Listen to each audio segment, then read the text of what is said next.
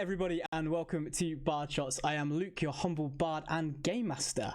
Tonight we are boarding the Abhorrent Express, a story set in Gothica Plagueworlds, the upcoming Kickstarter by Inkblade Publishing. The world is steeped in gothic horror, disease, and the desperate courage of those who refuse to let the light go out. What you'll see tonight is one of the pre-release one-shots, so while this will give you a taste of how it plays, remember we're exploring early material that may be subject to change when the full game develops. And we are not claiming to be experts, just storytellers along for the ride. But before this train departs into the dark, let's meet our passengers joining me tonight. We have Elliot. Hello, hi. Anna. Hiya. Abby. Hello. Jake. Hello. And last but not least, Connor. Oh. And if you are all ready to play, we'll step aboard and jump right in before I can make another train pun. So, we open on a train station. The rain is pouring down as 5 figures make their way inside, each with a different personal agenda on why they might want to get to the city of Aldervale, but all brought together with a note from a mysterious benefactor, with a train ticket and an instruction to find each other and board the train. We cut to a white dove that is perched atop a metal girder in the rafters, a single feather preened and deposited below. It gracefully falls into the chaotic scene underneath. A cacophony of whistles blaring, people shouting, and metal screeching. The feather lands atop a boiling chassis of the soon-to-be departing locomotive. A high-pitched hiss is released from the train, signalling the engine is ready to move. With the madness of the passengers and the staff increasing for the last train of the day, the queues of people begin to shuffle aboard the carriages. With a bellow across the platform, you all hear, as you enter the station master shouting, "Final call for the Astrum Express, all aboard." And with that, why don't we meet our players and characters? So why don't we start with Jake? We'll start with you. Can you tell me your character's name, a little bit about what they look like? Yeah, so I'm playing Lucian Valheis. He's a tall man, garbed in some simple yet pristine dark clothes. All of these clothes are covered by a leather overcoat, but his simple clothes don't really do justice to the elegance that he displays with his posture and demeanor. For the small amount you can see, you notice his skin is incredibly pale, and his facial features are well defined. Well, those that you can see. He wears a rather extravagant masquerade mask. It sort of looks like a bird's beak. Above that, sort of mid-cut black hair. And you see him slightly fiddling with his right sleeve before ensuring that his black rubber gloves are secured tightly. Perfect. Next to him, we will see Abby. How about your character? Quite the opposite immediately. Absolutely filthy, other than a pristine pink bow sat atop maybe 3 strands of hair. I'm Tiff.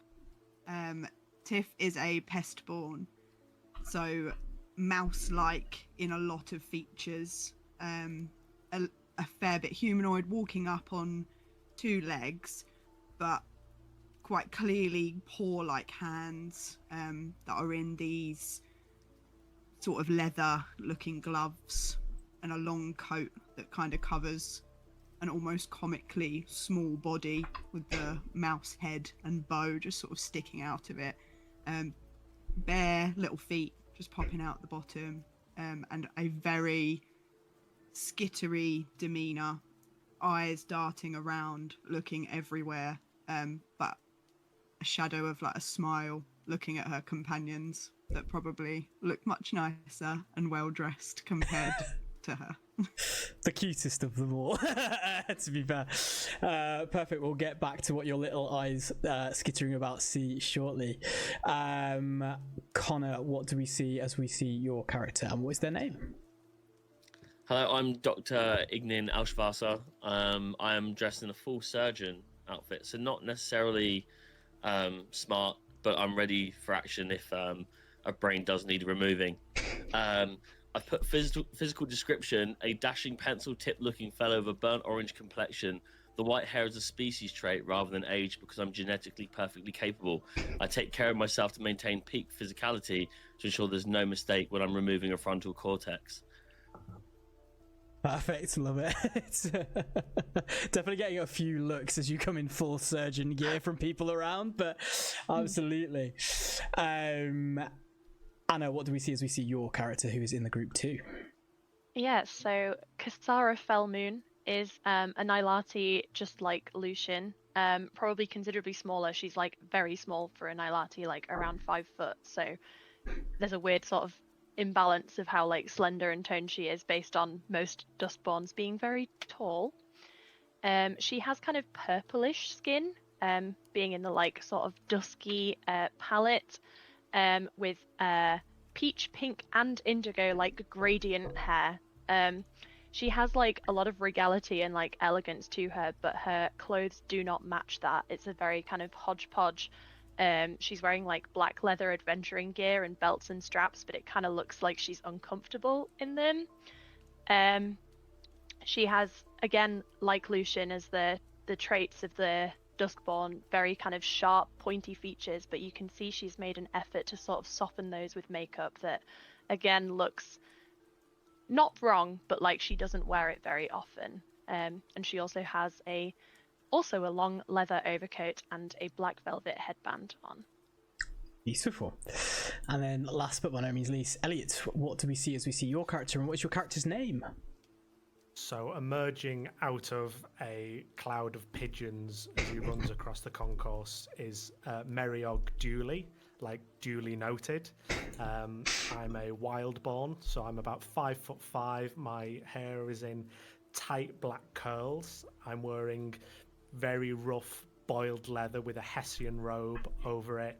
I have 2 ram's horns that curve out from my forehead and round, but one of them is snapped off just by the base.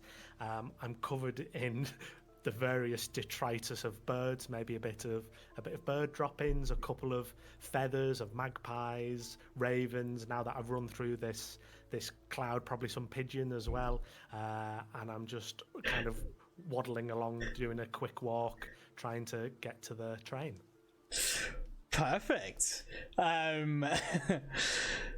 You have all been given, or you will all know that the train has 2 classes.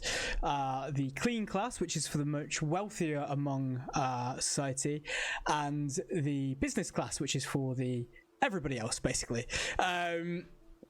Ironically, though, some of you definitely look like you would probably be in the business class end. The ticket you've all been given is for the clean class, so for some of you, a strange mix of luxury. Everyone's face just then. Immediately, like, what? But yes, given that for luxury. But Tiff, will go back to you. You had your eyes scanning and skittering around. Give me a perception check, first roll. Ooh, first roll. Sure. Oh, it's a nat 1.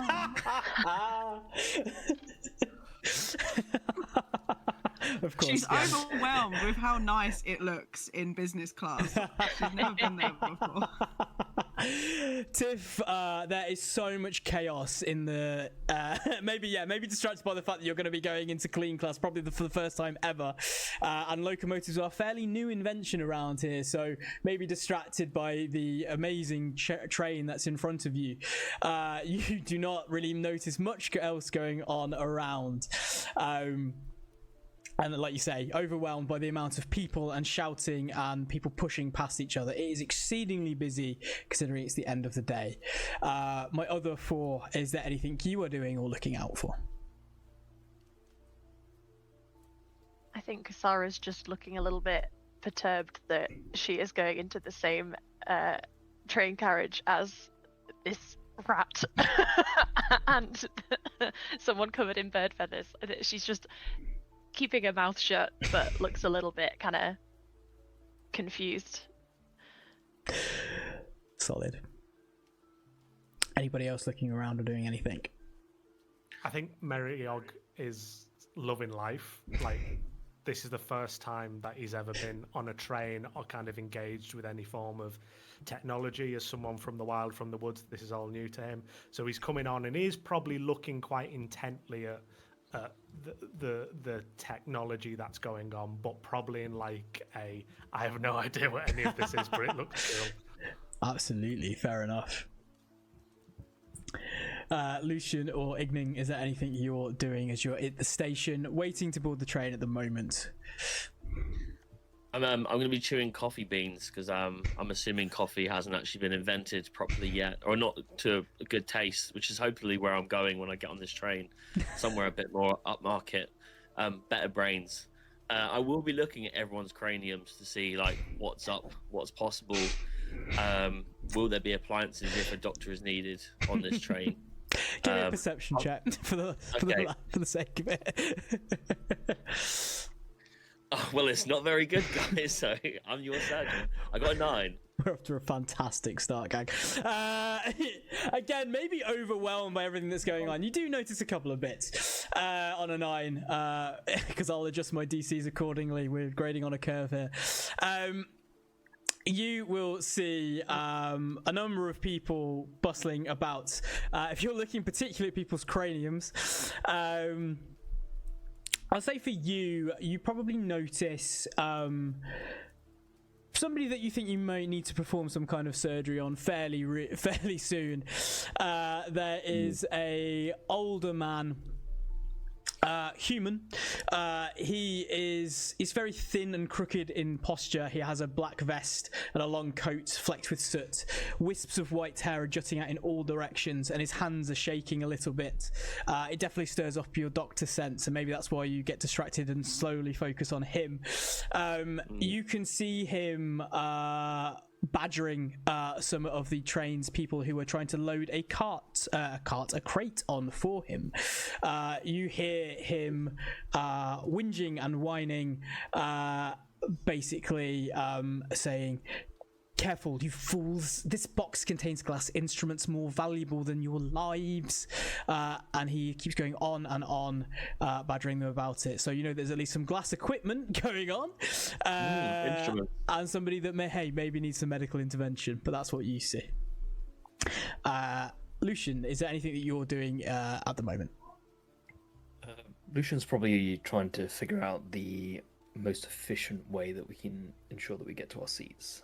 Just making sure that we're perfectly in the right queue, and ready to go in the right door. Sure. And just counting how many people are in front and going. Sorry, you give me a perception check then. Let's see what you see as you look around. Okay, I've got to beat a 9. Yeah. Natural 1. This is going so well. So it should be to go on, right? You know how people always talk about Critical Role being scripted? Like, I think we can definitely see that this is not. Natural 1. You are overwhelmed by the amount of people. You see so many people of so many different classes. There's definitely some wealthier people nearby. That is not hard to spot. But everyone seems to be sort of crowding towards this train. Of varying different statures, at least. You can see, even on a nat 1, you can definitely see that the ticket inspector, who is a fairly young human in his 20s, he's starting to sweat quite profusely just with the amount of people he's having to deal with. As he's looking and taking tickets off people, there are moments where you're seeing that instead of taking a ticket, he's taking gold and taking bribes to let people get on the train, essentially. But you all have your tickets.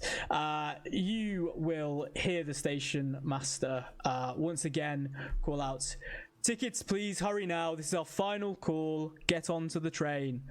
As you all start to get ushered forward, unless there's anything else anyone would like to do at the station before you get onto the train. No? Despite Lucian heading you towards the entirely wrong queue, Kasara, I'll say that you're able to notice you're definitely heading in the wrong direction. You see a few more people that are much more well dressed. There's an older couple that are clearly pureborn. You can tell by their golden gleaming eyes, even though most of their visage is covered by masks and respirators and the like. But you can hear them very loudly moaning about being put at the back of the clean carriage closest to business class, and that gives you the biggest hint of all that you are going to be directed towards the class that you need to go. And you start to board the Astrum Express.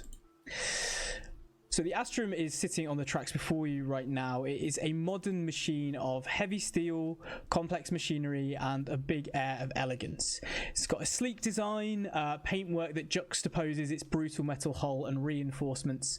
It is an innovative form of travel that keeps the city of the Havenlands connected through the plagues. The Astrum Express itself is one of the earliest locomotives and is renowned for just its excellence and how grand it is. Said to have the softest suspension, the nicest staff, and the cleanest of airs. The front carriages, as you know, are the clean cars now. Isolated cabins reserved for the wealthiest of individuals, or those at least pulled together for a strange, mad adventure in the capital city. But behind those sit the business class carriages, luxurious in their own right, but shared and noisy. You can see as you're boarding onto the clean cabins that the business class is getting very quickly overwhelmed, and a lot of people are getting pushed aboard and let on.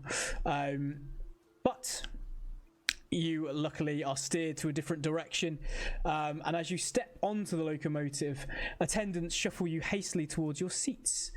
The air is thick with perfume, tobacco smoke, and the chatter of too many passengers. The seats you have are upholstered in crimson leather, stretched over taut brass frames. Luggage is shoved overhead as attendants rush to fit more people aboard. You are greeted as you get towards the area that you need to be by a staff member. Their uniform is immaculate and face is hidden behind a respirator, connected to a small tank on their back. You move through this small cabin, almost in between, where you can smell disinfectant and lavender. There's two glass doors either side, in this quarantine space that bursts a fine mist as each of you walks through. For some of you that have grown up in the wilds, this is a very strange experience. The mist clings to your clothes and skin before fading away, leaving the air fresh and cold. As you step into the carriage, there is a polished metal gleam around the soft sofas that you saw in the start of the business carriage as you looked towards that side. But in here you see these soft sofas in sealed cabins where you have your own privacy. Gas lamps are flickering in a steady rhythm as the filtered air circulates through silver vents. The workers press a button on the side and says to you all, "Please enjoy your travels. Refreshments will be served shortly," and leaves you attended in the corridor towards this cabin for all of you to sit together.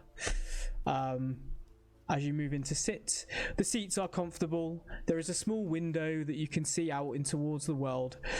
You're waiting for a few moments before the train is due to depart. You've probably got about 5-10 minutes till you think it's due to go. And you're all sat there together for the first time properly. So I'll throw it over to you. Nice in here, isn't it? It is Cleaner than I expected. clean, yes. Never seen anything so clean. Well, you are a mouse. A rat. Oh, yes. Pestborn, thank Same you. size goal. You lot I had think better be Tiff would clean. start sniffing. Are there any windows or anything in this carriage that we're in? Yes, there is a small window, literally right by the sofas, probably right by where you are sat, and you can see, at the moment, you can just see the station, still busying people on board. Is there anything you're looking out for in particular? I'm just going to say to her, sorry, would anyone mind if I just open that window? Why? A bit of fresh air sounds all right. Just a little bit of fresh air. I'm not really used to this weird perfume mist that are sticking on us. Well, yes, but that's clean. That's the point. Seems a bit manufactured, if you ask me. But if you don't want me to, that's fine. I won't do it. It's okay. I mean, if there's a consensus, I feel like I will concede. I'm happy to remove the mist from you surgically. I think I'm okay about that. Okay, and I look very defeated immediately. It's probably best we give it a couple kilometers. That way, I'm on foreign soil. Foreign soil before. Sorry, before the. I said I don't want the procedure. Oh right, yeah. Sorry. Gets away with me, and I'll just look at the others like, God, take a look. This guy. At this point, I'm now looking out the window, actively like avoiding Ignian, and just like maybe since I feel like some of the my fellow passengers aren't too hot about me opening the window, could I possibly maybe try and do a yawn to kind of sneakily do it? Yeah, maybe a sleight of hand check. Okay, all right. That was a 22. I think that's going to be everybody's passive perceptions. So yeah, you just sneakily just kind of knock it down a little bit, and it definitely opens. And I just carry on looking out the window. Yeah, and we'll see how many Mars it takes for people to realise that the window is slightly ajar. You can definitely getting a hint of smoke coming through now and smog, but no. hey, it's all good. They haven't noticed yet. Who cares? Yeah. As you all sat there and the window is just slightly ajar, you hear a lurch forward as the metal screeches as the train begins to move earlier than expected. Just a few moments, but still. It begins to go, and you can see people still on the station platform shouting as you're starting to leave, looking like they wanted to get on, but they've missed the last train for the day. I'll say, as you're sort of looking around, the wall that separates your cabins, or your cabin from the rest of the cabins in the clean class, it is a glass wall, and you can see the couple that were noticed earlier by Kasara are in the cabin immediately over from yours. They still seem to be huffing and puffing. The man is quite red in the face. But they sit down, throw a look to your cabin for a moment, sees the pestborn inside, and he just shakes his head and moves in to obviously moan to his wife. But the train has started to move. But you have free reign of what you do and where you go on the train at the moment. I think Kasara spots that couple across as they look at Tiff. You see, why would they get all of us clean tickets? You should. Respectfully, I just think that it's unbelievable that all 5 of us would be in here together. I'm not sure what you mean. I've never been on a train before. Me neither. It's my first time too. Look, I'm not saying that you're not clean. Oh, I'm not. Well, you don't look it as, yes, neither of you particularly. She's saying you're poor. That's not what I'm saying. That's my prognosis. Kasara, can you make me a deception check, please? I can try. I'll look at Kasara like I'm really helping her get what she's trying to get her point across. 22. Oh, damn. Okay, fair enough. We're really curving these roles massively. Okay, yeah, Tiff and Mariog, you don't think she's trying to say that you're poor. Maybe she's trying to help you, really, but Ignin, it doesn't sound quite right. I don't think she thinks you're poor, surely. Who would think that?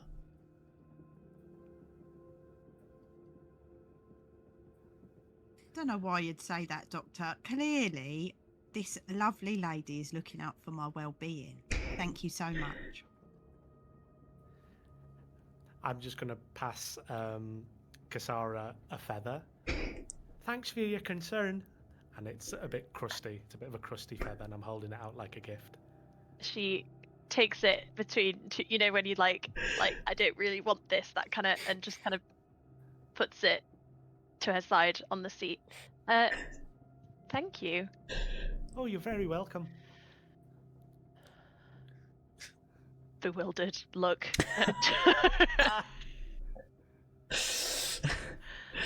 Maybe it's their custom, you don't know. yeah, exactly. So is anyone? Do you have business in the city after the train? I would assume that we all would, no? Well, I meant like, did you just come for the ticket and the mission we were given, or you know, is anyone doing anything else when you get there?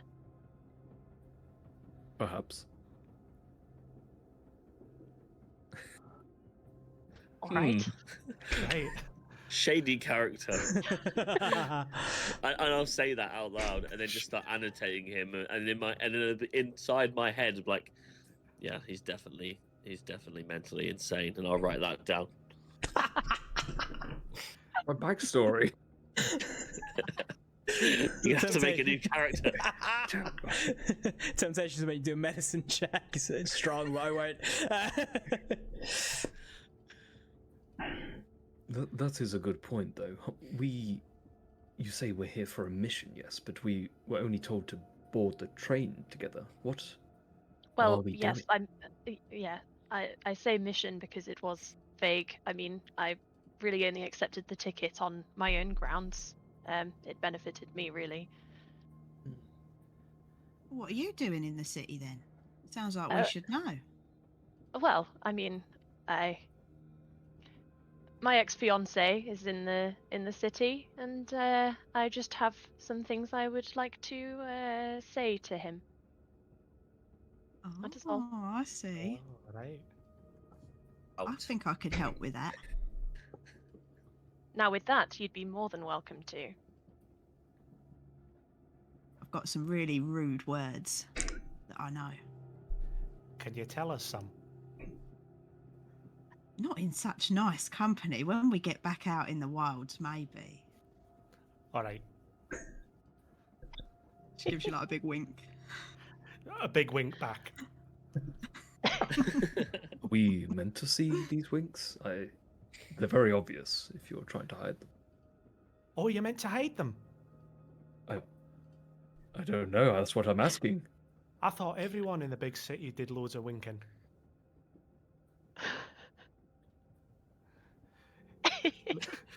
Lucian, Mariam's going to pass you a feather. I take the feather. It just smiles. Wow. Now I'm really wondering why they've brought us together. Patient appears to take feathers at a moment's notice. never asks why. Are you saying that out loud while you're writing it? I haven't even got a pen and paper. I've got gloves with syringes on them. That's terrifying. Yes, this is definitely the strangest doctor you've seen around for a while. I mean, I know there's plagues happening in the world, but it's not got this serious yet, surely. So, Mr. Ignian, you're a doctor, you say? Yes, I am. Well, I will be in a couple of kilometers. Yes. I think Meriog's quite taken with being sat next to someone who maybe he holds in quite high esteem. Oh well, I want to train in medicine myself, but I'm not very good, so I'll be making sure to keep an eye on everything you're up to. An apprentice, yes, perfect. Yes, please do. I always need help, surgical tape, gloves, moral support, shoulder to cry on. Beautiful. What surgical gloves? Any glove, really, as long as your hands Oh, are right, covered. okay. People smell. See, I was kicked out of my village for not being very good, so hopefully I can pick up a trick or two from your fine self. For not being a very good doctor, or just not very good in general? Well, in the village, we tended to use herbs and poultices, and I mixed up the dock leaf with the hemlock, and I accidentally killed like 7 or 8 villagers. That'll do it. Patient Yeah. appears to think he's vegetarian. To leave village. Is that written? Is that out loud as well? Look, I've not got a pen and paper. So yeah, I just need you to get away from things, really. I think we should go and investigate the rest of this this long train, because it's quite stuffy in here, even with the window. Although the window's closed, and you know, I'm kind of sick of all of you, really. What do you reckon? How about the rich, smarmy people in the other cabin? Rat person? You said you're sick. Do you need Oh. help? If you know a doctor, and I'll pretend to write that down like that's a good joke. Save that for later. She's completely straight-faced. Well, I'm a doctor. Oh, I didn't realize. Tell me more. A holy doctor. Oh. Oh, okay. I'll look back at Pigeon. I'll look back at Pigeon Man, and I'll be like, keep away from her. Just like What's shakes her head to herself. So what's a holy doctor? We've got special connections to nature and to the gods. Oh, right, yeah, the gods. Turns back to the window. She looks at both of you two now, who hasn't engaged yet, and just is like, I'm 100% just going to imitate the Pigeon Man and also stare out the window as if like, you can't see me if I can't see you. I mean, frankly, Tiff, I trust your credentials somewhat more than this one.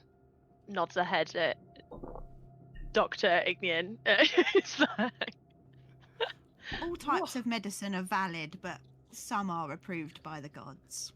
I'm just not sure what medicine relies on physical distance. Oh well, not much of a distance. You'll be perished, and then you won't be ill anymore. Well, it was more that you said when we're a few kilometers away, you would be a doctor. I'm not. Oh, yes. Sorry. I'm using this mission to flee the country. Because in my backstory, and I'll look at an invisible notepad again, and I'll say, I've decided to take a trip to find somewhere a little less legislatory for my future cerebral endeavors, shall we say? And I'll look up at you like she's definitely heard that, even though it's all in my head. However, Kasara, you will know you're not leaving the country. You are going to the capital city of the country you're in. In fact, he's going to somewhere with much more legislation than anywhere else. But he hasn't quite seemed to grasp that, surely. I don't think he's a very good scientist, or doctor, or anything. I don't think he's much of any of what he says. He's got all the gear, and yet, I know I wouldn't let him touch me with it. Oh, I guess I won't then, and I'll rest. I'll be like this, trying to tie my sleeve without anyone noticing, and hopefully not putting the window through with my syringe gloves. Oh, maybe a strength check. Okay. Right. This is very unfair, everyone. Very unfair. 19. You hit it just a slightly too hard. Roll damage. Jesus Christ. Just your unarmed strike damage or whatever your weapon is for this. Oh, okay, that's 12. Oh, Jesus Christ. He's really mad. You, this happens to you often, Ignan. You sort of don't realise your own strength, and as you go to just dramatically drape your arm across, you hit the glass just slightly too hard, and a small crack appears. Should be fine for now. You maybe think you could probably pass it off as it's already there, but who knows? And you all will hear a crack, though. Yeah. That is definitely not good. Be fine. Do we notice that the window's open now that the crack's drawn attention to it? Yeah, I'll say you do. Yeah, yeah. I just roll my eyes. It couldn't happen to a better doctor. I will look at Lucian and say, "What's your story then?" My story? Patient appears to have a dry throat. This is just how I'm talking. I'm going to ignore this narration that's going to continue, I imagine, for the entire train journey. I'm going to see my family. I haven't seen them in a few years. They live in the capital. I haven't heard from them in a little bit. So I'm just making sure that they are okay, given the current state of this world. Did he say the capital? That's where we're going. Note to self: I've made a huge mistake.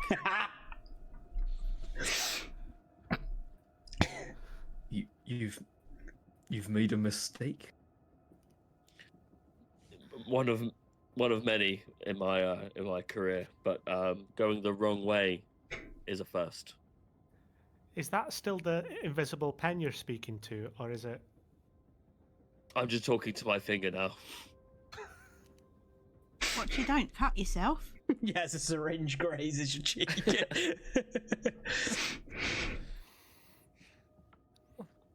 Curious that this man was calling Lucian clinically insane earlier. I just want to make that known to all of us before we go about whatever this train is, what its deal is. That said, what is the deal on this train? They've not just given us all a free ticket to the capital. A kind gesture, maybe? Oh, that doesn't seem right. No, there's always an ulterior motive. We just don't know what it is.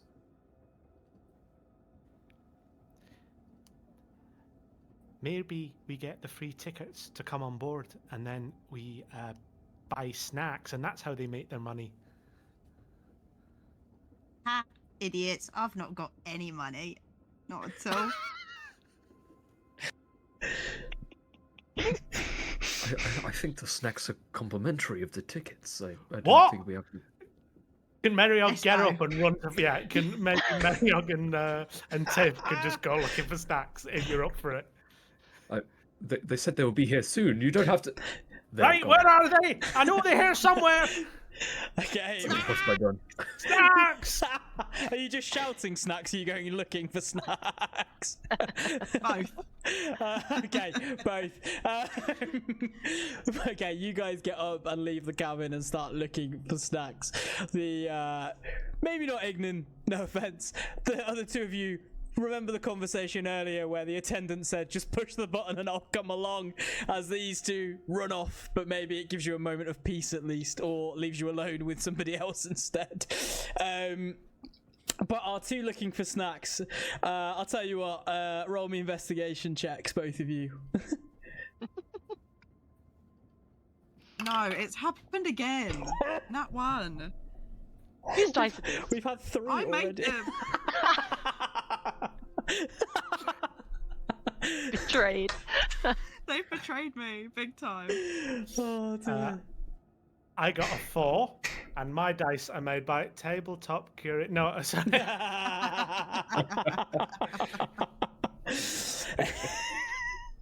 Weighted. Okay, yeah. And on that one and a 4, Um, you look up and down this cabin. You don't see any attendants in here, weirdly enough. But you sort of glance up and down shouting snacks. At a certain point, various passengers start to open the doors to their cabins. She's like, will you shut up? They'll be back in a moment. Just press the buzzer in your cabin. You don't need to disturb the rest of us. Go back to business class. Oh. Sorry. And she just slams the door. I don't think we're the normal type here. I think everybody's a bit posh. I don't feel very welcome. That's for sure.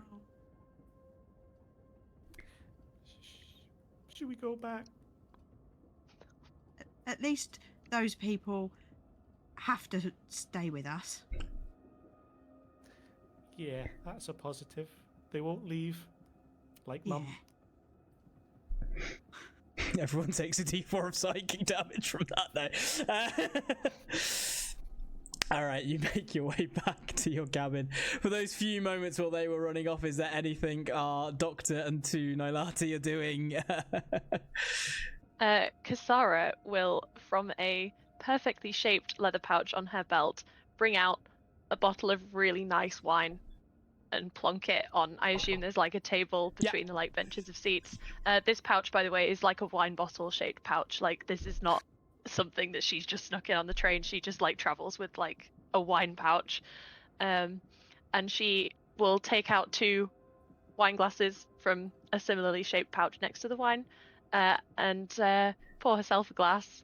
I don't think much of the snacks and drinks on these things anyway. I tend to bring my own. It's much better that way. Wine? No? I'm okay. No, more for me. Rubbing alcohol is always good when needed, but I'll have a couple of sips with you and I'll keep the rest. Your doctoring credentials worry me more and more with every word you speak. I say that to myself a lot. And I'm saying this whilst I'm trying to work out how to fix the window. Okay, roll me an intelligence check. Don't make me do that. Not live.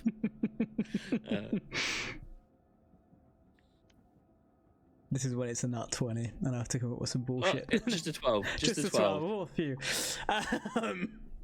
You look at this glass pane that you've cracked slightly. You by no means are an expert in how you repair glass, what you should be doing towards it.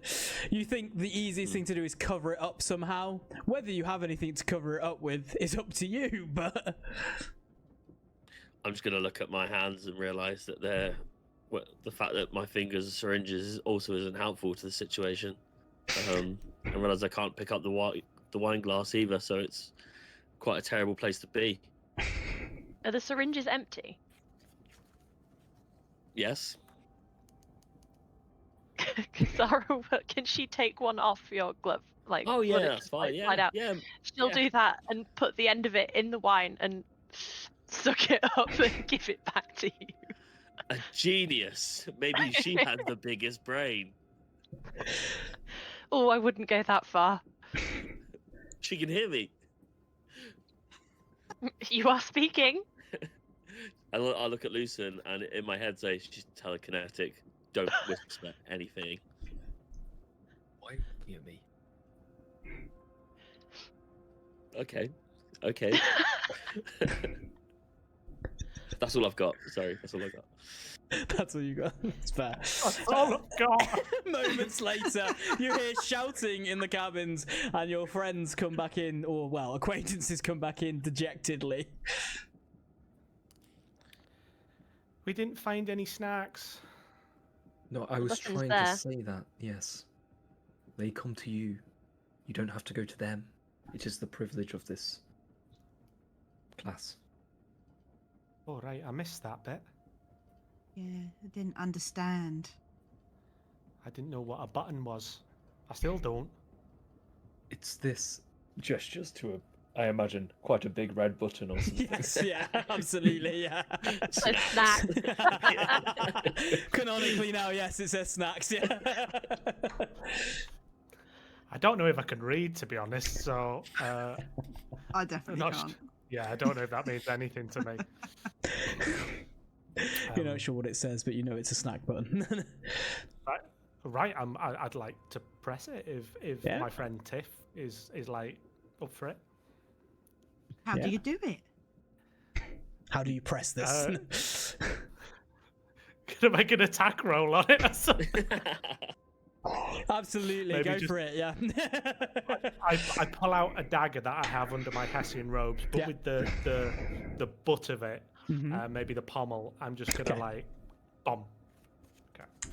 Sure, roll to hit a button. I'm very sorry. That was a dirty 20. You expertly, with the pommel of the dagger, very quickly hit the button. At first, as you hit it, nothing seems to happen. A few minutes pass as you look, waiting for snacks to magically appear. An attendant knocks on the door, looking mostly. Actually, let's see first. Yeah, on a nat 20. Looking at the glass pane, a crack that's forming, and then knocks on the door and opens it and will say, "You called for me?" I still have my dagger. Where are the snacks? Please calm down, sir. What snacks would you like? We have a range of things. If you tell me the kind of thing that you want, I'm sure I can find something similar. I looked at Tiff. I didn't think this far ahead. One of all the snacks. One of all. Well, I'd like to do the Ron Weasley voice. We'll take the lot or whatever. Oh, yes, we can certainly arrange that for esteemed guests, and they'll look at the rest of you. Anything for you all? Oh, you seem to be set with the wine. Anything for anybody else? No. Are they? Is it free? Yes, it comes with the ticket. You've paid enough to warrant some free snacks. Fantastic. I'll have as much hospital jelly as you can get me. I'll see what we can do. Okay. I bring a jelly syringe because it's working well with the wine. Could you not just use one of the syringes that you have spare there? No, sorry, I shouldn't question you. I will go and have a look and see what I can do. And then he runs off quite quickly. About 10 minutes later, multiple attendants come with all various sorts of snacks. There are only a few jellies. They couldn't find a syringe. The guy goes, "I'm so sorry, sir. We couldn't find a syringe anywhere. We looked as hard as possible. I've got you some spoons, but I hope that's enough." I'm gonna look at my hands and begin to shed silent tears and like curse them, curse the day that I wore syringe hands. We And I'm saying I'll take the lot. Okay, that just passes a load of different jellies towards you, various fruit flavors. I don't think pudding cups would have been invented yet, but we'll say that there are. I'll make Elliot from Inkblade Publishing put it in the book. But you get past loads of cups of jelly for my other two. They bring you over various platters of fruit and pastries. There's a charcuterie board of different breads, meats, and cheeses. There is pots of teas brought, some milk as well, and just sort of laid down on the table. They're rapidly running out of room, so they have to kind of bring in another table for you and put some more bits down. They go, if there's anything else we can get you, or when you're finished, please just press the buzzer and we'll come and take everything away. Can I give the main attendant a feather, like when your dad gives someone a tip and they kind of like secretly pop it in their hand? That's for you. He will take it and look at it and go, "Thank you so much, sir. That means the world to me." And puts it in his pocket. Roll an insight check.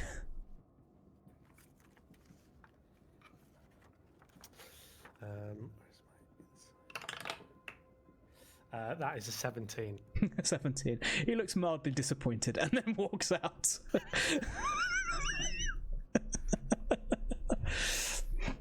You set him up.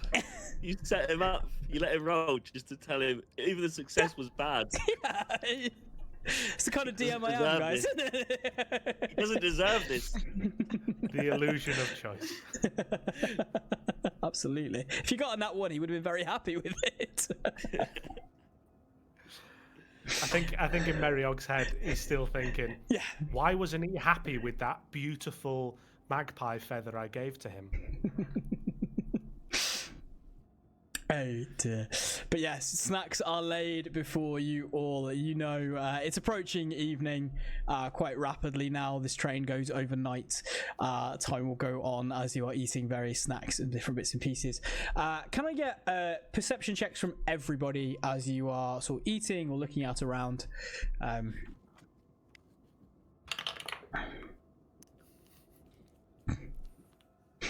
Why do I sense in that one? 21.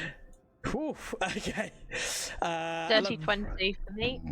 21, 20. Lucian, what did you get? For me. Cool. So that was a nat 1 from me, but I do have a quite high modifier, so it becomes a 10. Okay. There's so many nat ones.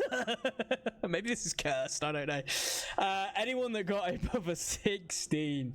The rest of you are distracted by the various foods that are around, stuffing your faces and whatnot. But for a few of you at least, you see a few passengers walking up and down as we begin, or as the journey continues on. There is what looks like a doctor, an actual doctor. No offense, Ignan, you don't see them. But a real doctor that looks highly competent is walking down. They have a case with them that they're clutching quite closely. You see them speaking to some attendants about, and you will overhear, we'll say, even with the glass doors, there's a crack in it, so you can probably hear quite well now. You will overhear this Nylati woman saying quite loudly, "It's imperative that we keep this safe and away. It is," and she is going to whisper, but those of you with high rolls will hear it. "This is pure-born blood. I'm taking it to the city. It's meant to help with everything that's going on. Can you just make sure that this is looked after and kept away from the rest of the passengers? I don't want them to know. I don't want them to worry either, but we need to keep this as safe as possible. I need to go and do some business in one of the other cabins. Please watch it." You will hear the attendant go, "Of course, madam. We'll keep it. I'll keep it with me the entire time. Come and find me when you need to." A little time goes on. She seems to go back, get the case again. You see that man from earlier who was worrying about his equipment. He's looking up and down the cabins, walking quite briskly, then seems to go into the business class for some reason. You can hear him talking about needing to check his equipment. The couple over the way are still talking. The man still looks quite red in the face. He keeps doing glances to your cabin, particularly looking at our at Tiff and Meriog, and just shaking his head pretty much the entire time that we're there, and moving on. But it's carrying on, approaching evening. There are people around. It's up to you if there's anything you're doing at the moment. So we carry on through the journey. Would those of us who have been on a train before, is it common that things like that are kind of transported on these things, or does that seem really out of the ordinary? Give me a history check. Ooh.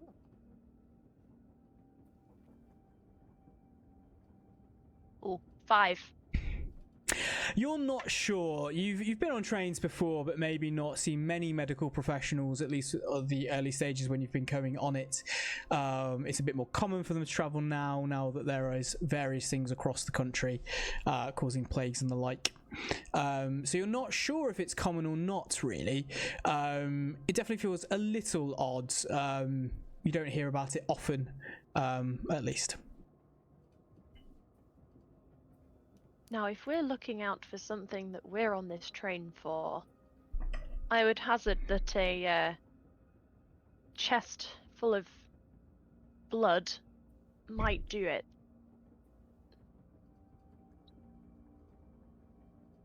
What are you talking about? Oh, did everyone not hear the conversation just over there?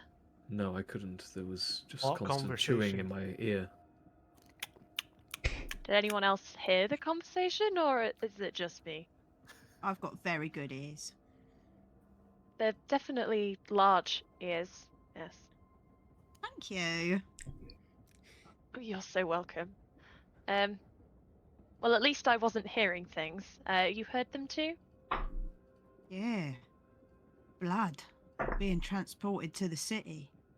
Pure-born blood. There's something that is going on in the capital. I didn't really pick up any more than that.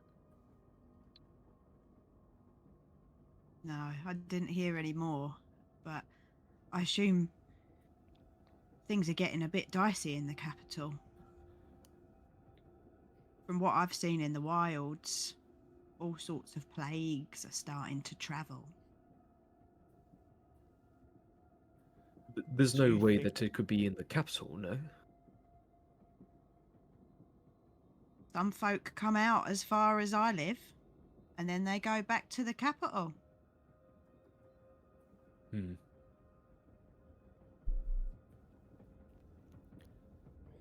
So you think we're on here to steal that blood? Well, no one said anything about stealing. I don't know what the purpose of the blood is. Perhaps we need to find out, and things may be clearer from there. Do you want me to talk to the other doctor? Be my guest to try. I would love to witness that conversation. Well, I mean, being a regular person, you wouldn't be in the room when we have that medical conversation. But I think we can make it happen. Can she like just open the door and gesture to Absolutely. the way the doctor went? And, Yeah.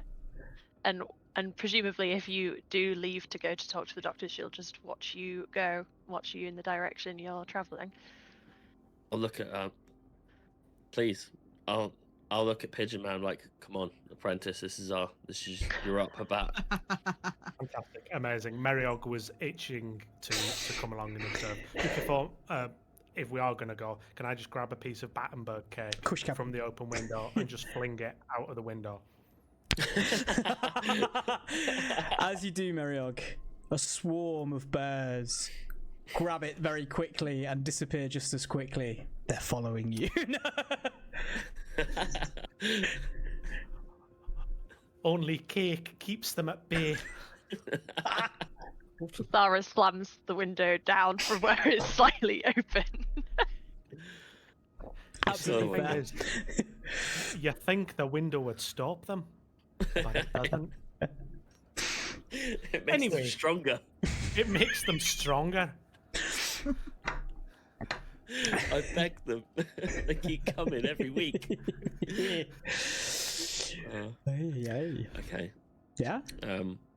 Can I see the doctor? Is he still there when they're having this conversation? Can I go over to them and Yeah, I'll say that by the time the conversation happens, you see them walking back towards where their cabin is. They're taking a case off an attendant, and she goes into where her cabin is. She's in there alone. So as you approach, you will see a Nilati, as I said, so a Dustborn, much like your friends in the other in the carriage. She is very tall, grey-blue skin, silvery hair that's tied back beneath a bonnet, fine Dustborn features framed by a pristine white travelling coat. Her gloves are absolutely spotless and not a syringe in sight. As she sits there, sort of cross-legged, just looking out of the window for now, but go for it. And what's her head looking like? The shape of this bad boy. Cranium big? Cranium big. Maybe a medicine check. Let's see. Okay. I don't think I want to. I've done the bit, and I don't want to be banned from YouTube or Twitch or anything else. I'll look at Mariog and I'll say, look, Mariog, I'm gonna need your eyes, but right now, you can keep them. I'm gonna go and talk. You make sure no one comes in whilst I give her my medical opinion. Right, okay, sure, whatever you say, Mr. Doctor. Cool. I'll go in and I'll say hello. Excuse me. Why are you just coming into my carriage? Oh, I'm a doctor, and I'll point at the absolutely nothing there, as if it's like FBI. Like, this is my license, and we've just crossed a couple of kilometers I needed to escape, so I'm actually technically a doctor again now. I'll look at Mariog behind me and I'll be like, what is it? It's true, he is a doctor. And before we go any further, don't fall in love with him. He's got every feather you can think of, but don't be fooled. Why are you here? My rat friend, you don't know that person yet, but you will. I think I've seen her, yes. She's got big ears, yeah, you probably have seen her actually. Big brain as well for a rat. I thought she was a mouse. It's a different conversation. I'm a doctor. What's important is you've got clean blood, apparently, and you're going to the capital. Now, what's not important is I thought I was going to a different country. That's also a different story. I just need what's in that case. I'm sorry. Let's just rewind a little bit. No, it's fine. It's fine. Mariog, just like you come in, you give her the feather. I'm out. All right, Mariog comes in, opens his Hessian robes a bit like selling like fake watches, and has about 12 different feathers. I have pigeon, I've got dove, I've got goose, I've got gander. That's not a type of anyway. More different. I should have really researched birds before this. What's taking your fancy? Nothing. No offense. He's got everything. Well, Everything. Please, can you not shout to the entire carriage that I have pureborn blood? I'm trying to keep it safe. 2, those look like they're going to be contaminatory, so can we move back, please? I need to keep this safe. If you are a doctor, you would understand why. May I just ask quickly, the package, where the blood is contained, is it currently on show at the moment? She has moved it, so it is the other side of her to where you are. She has got her hand gripped tightly on it. I understand. And the button to the attendants is not far away from where her hand is, though she hasn't pressed anything yet. Okay, can we see this? Can we see that she's... You can make a perception check. Okay. There is a reason. There is a reason. Oh, God. I can't wait to know 11. why. I got 11. Yeah, you can see that. I think I'm gonna do the action like I'm whispering, but I'm openly, loudly saying it. Okay, to great. Mary. Good to know. She's gonna order food. Are you still hungry? Oh, aye, yeah. Bring him Battenberg. Yeah, bring some Battenberg would be nice. So you want me to press the button? Can I just understand that right before we carry on? I'm going to turn to Mr. Professor Ignian. Hold on.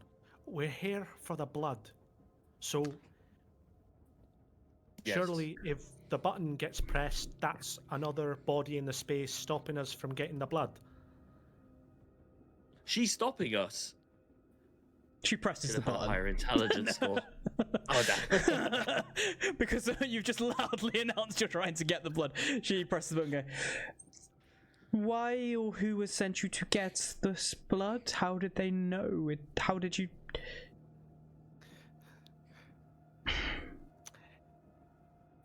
Is there a window? Is there a window here? Yeah, there's a window. She was looking out of it. I did say that at the start, so yeah, absolutely, there's a Sorry. window. No. I'm more regretting saying that. Yeah, there's a window right next to her. Sure. May I attempt to whisper to Mr. Curator Doctor? I could possibly do a thing that might mean we could possibly get this blood, but it's quite a big move. I'm not sure how well it'll go, and I don't want to impose anything along and get us all in trouble. What do you think? I don't own this train. It's absolutely fine. You do what you want. Okay, all right. I believe in you. Great. An attendant appears. Right. Just as you're planning to do. Can I help you all? Where's the Battenberg? She will speak very loudly to you. Please, can you remove them from my cabin? They're bothering me. Goes, sirs, can we move back to your cabin, please? I can bring you more food. That's fine. I'll go. Is this lady in charge of you? Is she stopping you from living your life? No, I'm just employed by Astrum. Does she work for Astrum? No, she's a passenger like you. That blood is mine. She took that from our carriage. And it's in her hand. Look how she's hiding it behind her back. Would a thief do that? Yes. I know a rat. I've got 2 friends over there who are way posher than us. And they're not fake doctors. They're not pigeons. And they're not rats. If you don't trust them, who can you trust in this train? Maybe a deception check. Maybe a deception check. I need to stop doing this because I have a -1. No, you need to keep doing it because it's funny. 14. He's gonna look over to her and go, Mrs., is that right? Is it their blood? She will produce a letter. No, this is mine and always has been, and hands it over to him. He takes it ready to go. Sirs, please, can you go back to your cabin and stop bothering the other passengers? I'm just impressed that that's the first piece of paper I've ever seen in real life. And I'm going to leave proud. He hands it back to her and she shuts her cabin and locks it now. I think that was a success, but maybe we don't tell the others. Right, okay. Yeah, sure. Whatever you say, Mr. Doctor. Yes. I do want a Battenberg now, though. Yeah, me too. As you are making your way back to the cabin, however, it is getting a little bit later now, and the train begins to lurch and accelerate. Can everybody make me a dexterity saving throw, please?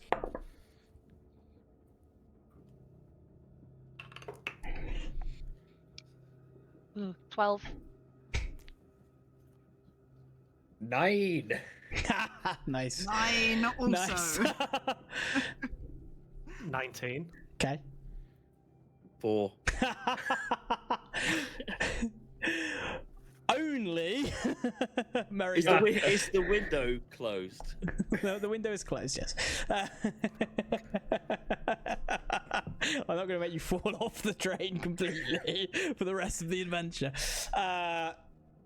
As the train lurches, Merigog, you are able to hold the walls either side of you as you're going through the corridor and keep yourself up. The rest of you, as the train lurches and really begins to accelerate, you are knocked off. Some of you seating will just be knocked slightly to the floor. Ignain, you literally face plant straight flat into the middle of the corridor. As you are on the floor, there is a man that the scientist that you saw earlier, or the person with the lab equipment that you saw earlier, seems to very quickly go into the cabin that was opposite yours. Roll me a perception check, even from the floor. Damn. 13. 13. You see him go in quickly, come back out, and then make his way hurriedly, stepping over you to the back of, or to the front of the train, just going, excuse me, and dashes forward as the train speeds up. What are you all doing? Shit, my wine. Oh. Yeah, wine is everywhere in your cabin now. She puts a stopper on the rest of the bottle and puts it back in the pouch. God's sake. A little bit got on Tiff's coat and she's like, just putting it in her mouth. You could have just Nice, that. I know. Are they back? Up to them. Are you We back? saw we fell over, and I picked Meriog up, and doing so, I did notice a scientist rush past to the rich people opposite us, and then hurry down the train. He also fell over, and I also helped him. Wow, Sure, you're a hero. Yeah, he's really. We saw a all great of that. guy. This is glass. We saw everything that just happened, right? I don't think it's your professional opinion. Okay. I just wanted to. Never mind. And your talk with the lady with the blood? How did that go? Very, very well. She has a feather. Not much of a talker. Also an absolute liar. Maybe someone else should talk to her. What exactly did you gather information-wise? I don't think we actually got any information. There's a window in the room she's in. Well, there's a And there's- window in every cabin. She is in a cabin. You were there. Amazing. You were there. Yeah, she had the blood in her hands Did in you a see? vial. I did, and we need someone sneak. Oh, frozen for a sec. Oh no, oh no. Mr. Doctor, Are you All the there? tension. it's concussion from the fall.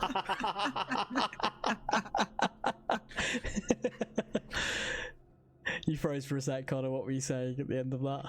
Oh, sorry. I just said she presses the Berg button too fast, and then you're gone.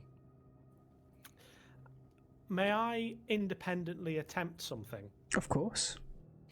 while I'm back in the room with my fellow guests? I want to use an ability I have called Raven's Eye, which means that my vision can be cast through one of my many birds. I'd just like one of my birds, if possible, if you'll allow it, for my eyes to maybe just gleam over ever so slightly black. And cast my eye into one of the birds, and the bird is gonna just kind of fly alongside the window by the what I'm going to call the blood cabin. Okay, blood cabin, sweet. Yes. You can make me a perception check through the bird's eyes.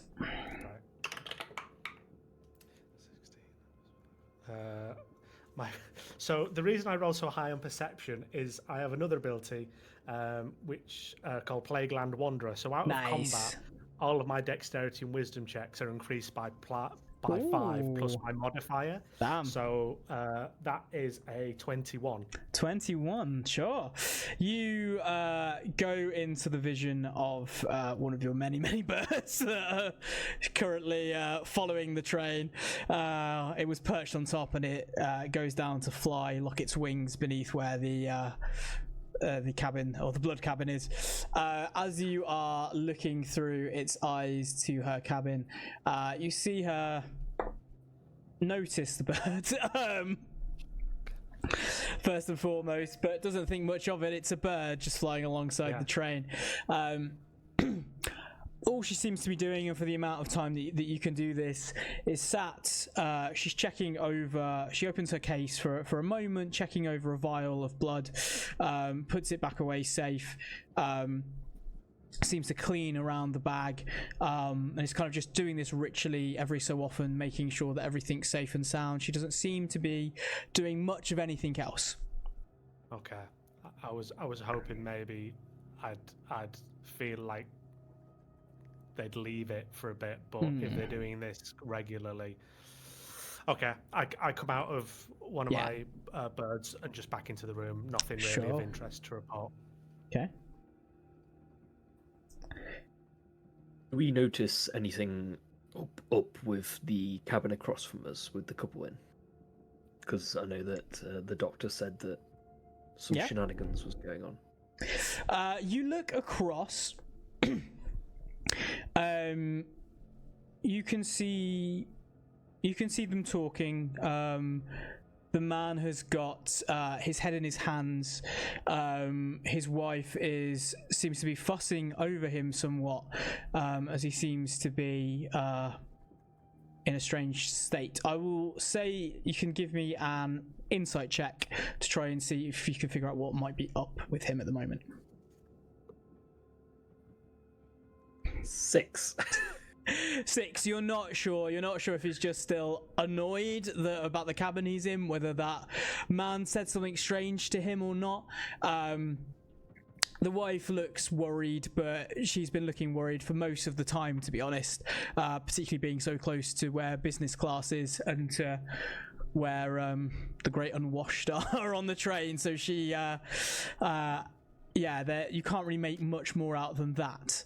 But I will get perception checks from everybody as you're sat there. 9. 9, nice. 19. 19, nice. 13. Okay. 17. 15. Okay.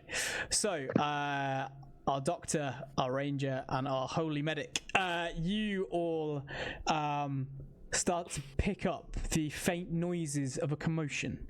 It is seemingly coming from the business class carriage. You start to hear screaming.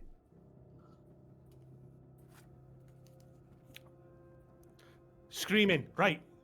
I'm going to begin pelting out and be like, should we go see what it is? Is he leaving? Aye. Where? Just screaming? out, towards the other bit of the train. Meriog doesn't know the different terminology for the different bit. The back bit of the train. A business class? Aye, the business class. Well, do we have to check it out? But someone's screaming, they might need help. I suppose. Fine, come on. Okay. As it's pointed out, you can all hear the screaming now that's getting louder and there's more chaos coming on. We're heading out towards where the screaming is? Yeah. Sweet. If there's any doors between the class sections, I think Kasara will make sure to hopefully be at the front and look through the door rather than just opening it and going in. She would want to see what's going on first, if she can. All right, make me a perception check. There are doors, so you will have to make your way through, so you'll be able to kind of look from a distance. That's a 15. 15 is enough. You see, from where you are, you can, again, the screamings are getting louder. You can see commotion coming down the bottom end of the business class carriage, probably about 40 feet or so away from where you are, really. You can see people behaving strangely down the bottom. You can't make out many details because they're a little distance and there's a few panes of glass and the like in the way. But you start to see other people in the business class carriage trying to move forward and away from where these people are. You will have to make your way through to find out what is exactly going on. What's the lighting like in that carriage? It's good that you've asked that. It has gone pitch black in there. And the lighting in your carriage is starting to flicker a little bit.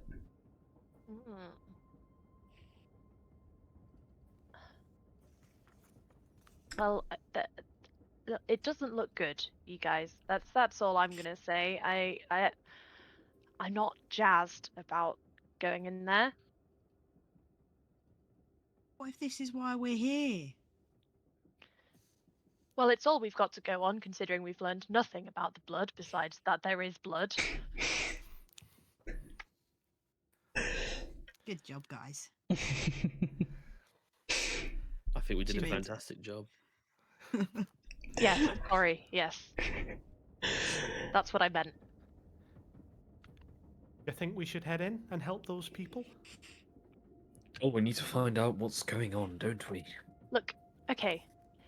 If we really have to do this, just give me 1 second. I'll be right back. And can I? So I have 2 abilities. I've got Enter the Shadows, where if in dark and dim conditions I can enter a person's shadow for 10 minutes. Okay. And I've got Shadow Leap, where I can teleport to another point of darkness in 15-foot range. Yeah. Can I use that to kind of like bounce through the darkness towards where the commotion is, and then just sit in someone's shadow and see if I can get any kind of idea of what's happening? Sure. I like it. So you are switching between shadows to go over to where the commotion is. The rest of you, what are you doing? Are we bursting through the doors towards business class, or are you doing anything else? Did you explain where you were going beforehand, or did you just sort of disappear into darkness? I think the way it works is because Shadow Leap is teleportation. So she did say, like, give me a sec, I'll go see what's going on, but you can't see where she's gone. She does just disappear. I think Tiff would look at the others and go, "Ah! What? Why are you What's screaming? going on? The shadows just ate our friend." Mario. It's- Ah! No. It's this is normal. Our kind can do that thing. She's fine. I think Oh. she's fine. She's fine. Oh. It's normal. It's normal. I go and can I see to make sure that she is fine, because I'm doubting myself by saying this. Yeah, you could give me a perception check. I mean, Jake knows he will see. Not her. Ooh, that's a dirty 20. Nice, yeah. Well, we'll come to what you see in a moment. The other 3 of you, is there anything you're doing in this moment? Bursting through, hanging back? I think I'm gonna hold off and kind of, now that I'm aware that what Kasara has done is normal and trying to help, I'll just wait and hold back and see what recon comes through. Okay. Mariog, why aren't you going in? You killed 10 people in your village just with herbs. This is your chance. To kill more people? If it needed be, yeah. We need bodies, specimens to practice on. I mean, to save. I think our friend has gone to kind of do a little recce, so maybe once they come back, we can see what's up. I'm going to lean in to try and whisper to you, but still talking at regular volume and say, we've got a good thing here. We don't want to mess this up. I don't know whether I perceive that as a threat or not, or is that meant like... It's meant to be encouragement to, like, do it. Oh, right. Okay. But it probably does come across like a threat, to be honest. Yeah. Yeah. I think we might do it someone else's way for now, Okay, Dr. yeah. Shivago. Yes. Shivago, I know him. And I'll pretend that I know him. Absolutely, you can pretend to know Shabbat. Okay. All right. Okay. Kasara, then, as you are heading into that cabin, you shadow step between, as I'm using the name of another ability in D&D, but you shadow step into that cabin where the commotion is. It is quite difficult in some respects to stay where you are. People have moved forward, so there is a bit of space there, but this business class is packed full of people. It has absolutely been oversubscribed. There are too many people here. As you move over, though, the cabin is full with a dull, sinister green glow emanating out of some of the vents. People at the back are screaming and writhing as their bodies are beginning to mutate. You are seeing them slightly transform, taking in bits of material around as they move into these different hulking masses or sort of slithering masses in the background. As you notice people transforming into monsters around you. Cool. I'm gonna immediately shadow step back Absolutely, yeah, go for it. to the others.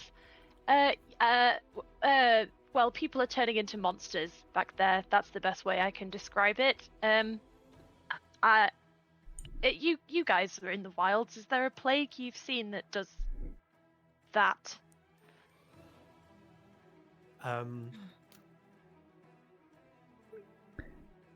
Could I possibly, with that, I mean, I can try and rack my brains for anything, or I can immediately attempt to do something. Yeah, whatever your character wants to do. So I'd like to pull out a feather, give it a lick, and I'd like to cast Detect Disease. Okay. Is there a range or a radius on Detect Disease? Do you have to be... Yes, there is. Cool. Yes, so it is 30 feet. Okay. Interesting point. You are slightly sealed away from it. Okay. However, you're sealed away from that part of it. Through a thing, or will that... You might not need to, because as you cast Detect Disease in the immediate surroundings, I'll say you get a sense that there is a disease over in that direction, but you can't sense what. You're not close enough, and you've kind of been told that information. However, you do detect behind you, in the cabin where that rich couple were. Someone there is diseased currently too. Do you get the information of what disease and what it does with your ability? For 10 minutes, you detect diseases and poisons within a 30-foot radius. Okay. We'll say that you know that someone behind is also diseased as you're starting to hear a scream emanate behind you. Nothing's springing to mind immediately, but I think there's also someone, and I just do like a 180 that way, who's not feeling too well either.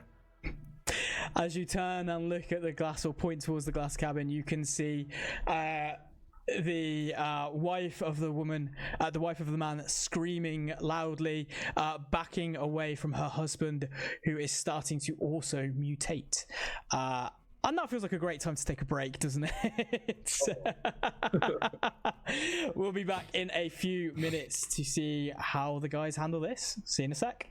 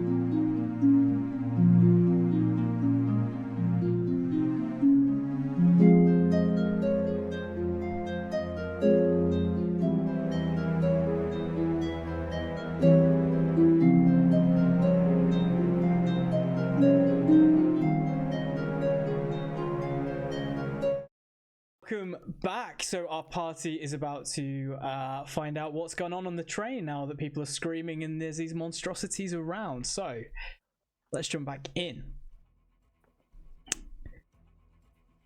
You would all come back together sensing commotion down the other end of the train in the business class. Kasara shadow stepping over, seeing people starting to mutate and transform before quickly descending back to the clean class. Merigog casting detect poison and disease and noticing that there was something coming from behind you, and the cabin holding the lord and lady who are very displeased about being put where they are, with the man starting to mutate. You are currently by the doors to business class with them in a cabin the door is shut but you can see through. What are you doing, if anything, at this moment in time? Can I ask? Yeah. What I, or maybe all of us, would know at this stage is like if mutations have started to kick in. Mm-hmm. Is that like a lost cause situation? I'll say at this point, with how early on in the timeline that we're running this, you wouldn't know for certain if it's a lost cause or not. The way that these people are starting to mutate, you can see very clearly him, so let's go through that. As he is starting to mutate, flesh is starting to slough off of his bones as his body is twisting and starting to kind of reshape. This would give you the indication it's probably a bit of a lost cause. His limbs are growing swollen, and he's starting to lunge towards his wife, completely absent of an idea of who he is or who she is. So it gives you an indication that you think it's quite probably a lost cause. Thank you. I think I would say to everybody, kind of as we've been pointed towards this guy, I think we've got to send him to the gods. He's a lost cause. I certainly would rather not take any chances. Oh, not another one. I presume you mean another one as in... as well as the ones in the carriage, not just another one you've seen this before, another one. Oh, I meant another person I'll have to kill. Oh. But I mean, see. also another weird mutant person.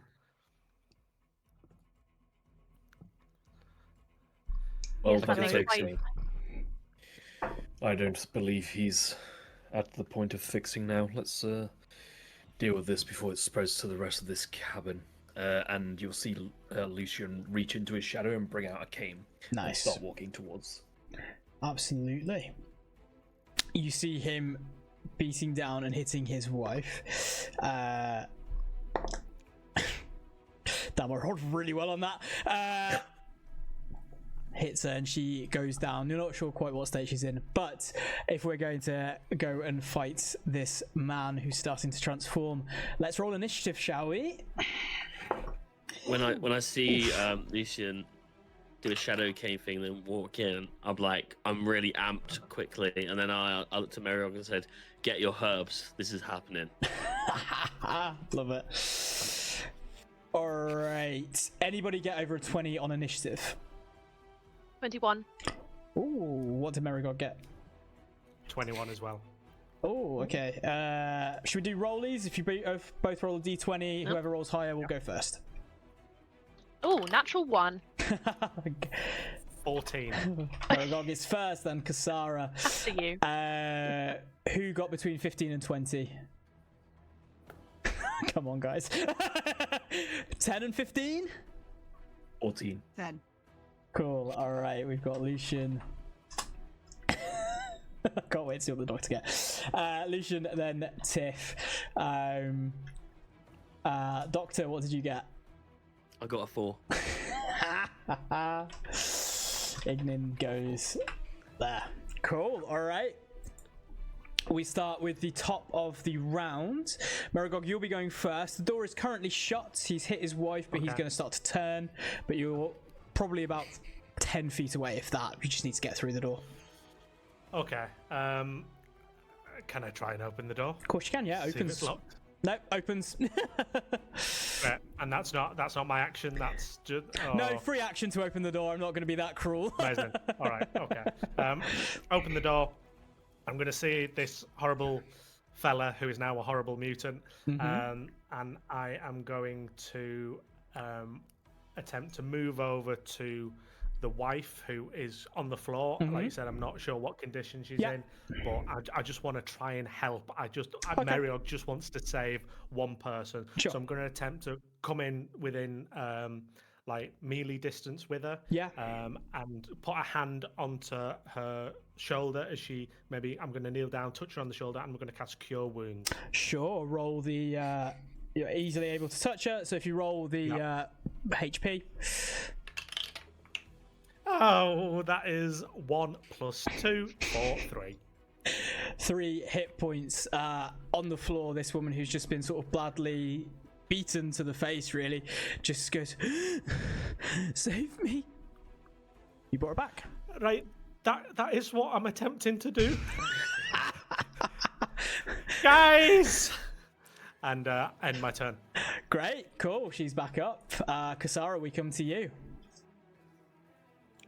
It's dark in here now, right? Or mostly dark? Yeah, it's pretty much dark in here. The lamps have been flickering the entire time. Something happens, the train lurches, and they go out. Cool. So, I mean, Shadow Leap doesn't say it's an action or a bonus action, so I feel like it might just be part of movement. Sure, yeah. If you're in darkness. I'm happy for that. Okay. Well, she'll just kind of try and basically get within 10 foot of the man, while staying hidden, hopefully in the shadows. Okay. She will stretch out her hand and, in a sort of Spider-Man-esque fashion, attempt to fire her sleeve gun at the man. Tell you what, roll me a stealth check just to see how well hidden you are. Okay. I rolled decently on that, but he's got not great wisdom with this change in his stats. 15 stealth. Yeah, you just beat him, so that's fine. Yeah, you are hidden in the side as he is distracted by your friend currently, who's coming to help his wife as he's lunging over you, Merigog. Now I just need to actually hit him. Yeah, So go for it. Please try. that's an 18. 18 will hit, yeah. Nice. Roll your damage. And would I get sneak attack for this? Yeah, I'll let you. Yeah. That's why I got used to do the stealth. Oh, so. Okay, that is 14 piercing damage to him. Jesus. Sure, he takes a hefty hit with the 14 piercing damage. However, this kind of creature, whenever it loses a HP, I have to roll a d20 to see any kind of effect that might take place. Uh-oh. As DM is reading at the same time. As you hit him, and he takes a significant blow, bits of his flesh slough off even more, sort of raining down on the cabin. He reaches out towards the sofa behind and starts to imbibe some of the material. That's what you see.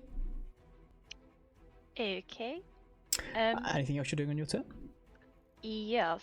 As a bonus action, I can command my spirit to apparate. So I would like to summon my haunted spirit, who is a kind of smoky sort of apparition, like vaguely person-shaped, just made out of kind of dark purpley mist. And they will just stay near me for the moment. Great. And that is my turn. Sounds good. That's your turn. Lucian, we come to you. Lucian, being very confident in the plan to attack this person, watches 2 people go right before him, and then actually takes action. Like any so he steps gentleman. forward. Of course. He steps forward and he pulls the cane, and out comes a sword, and he slashes down towards this creature. Yeah, absolutely. Roll to hit.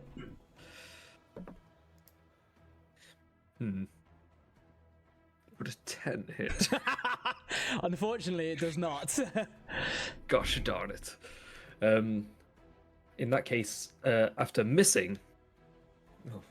Oh dear. I'll use my bonus action to come down with my left Yeah, fist that's still holding the cane, but it's a unarmed strike. yeah, go for it. That's slightly better. That's a math 14 to hit. 14 just hits. Oh, nice. That is minimum damage. That's great. Yeah, that's 5 bludgeoning damage. 5 bludgeoning damage. Can you make me a dexterity saving throw, please? No. What do you mean no? Oh no. That's not very good. I believe that is 11. But that doesn't sound right. Let me just double check. No, go for it. I think I forgot something. Yes, sorry, I forgot. It's a 13 instead. 13. Even an 11 was fine. You pass. He lunges towards you, but you're able to sidestep out of the way as this massive creature is coming towards you. He is still up, only just. Anything else on your turn? Any movement, or are you staying where you are? I will stay where I am. Cool. Tiff, we come round to you. This guy did not roll well on his initiative. Tiff scurries round to get sort of line of sight into the cabin, but stays in the hallway and just says, "To the gods with you," as she pulls up a little gloved finger and casts Burning Sentence. Okay. So, as she does, flame just erupts around the guy. And can you make a wisdom saving throw, please? My best skill in this creature. A 10 minus 1, so a 9. Fails. So he, let me read what it says, falls to his knees in a praying position as the holy fire just encapsulates him. And he also takes 4 damage. How would you like to do this? Hey, I said to the gods with you. You burn this hulking creature to ashes in front of you all. It is a terrifying sight. His wife screams with tears running down her beaten and bruised face as you are hearing screams in the other cabin get even louder and louder. What are you guys doing? I'm gonna go to the wife. Right, do you know what happened? How did he get this mutation? The man he came in and then my husband was complaining about his neck, and then the man had just disappeared. I didn't know what happened. So a man came and did something to your husband? Yes, I don't know. What did he look like?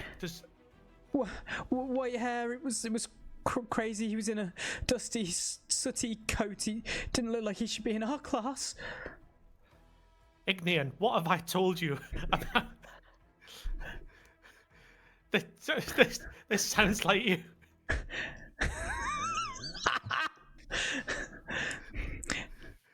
It's not me. And then but out loud, but my head, I'm going, that definitely could have been me.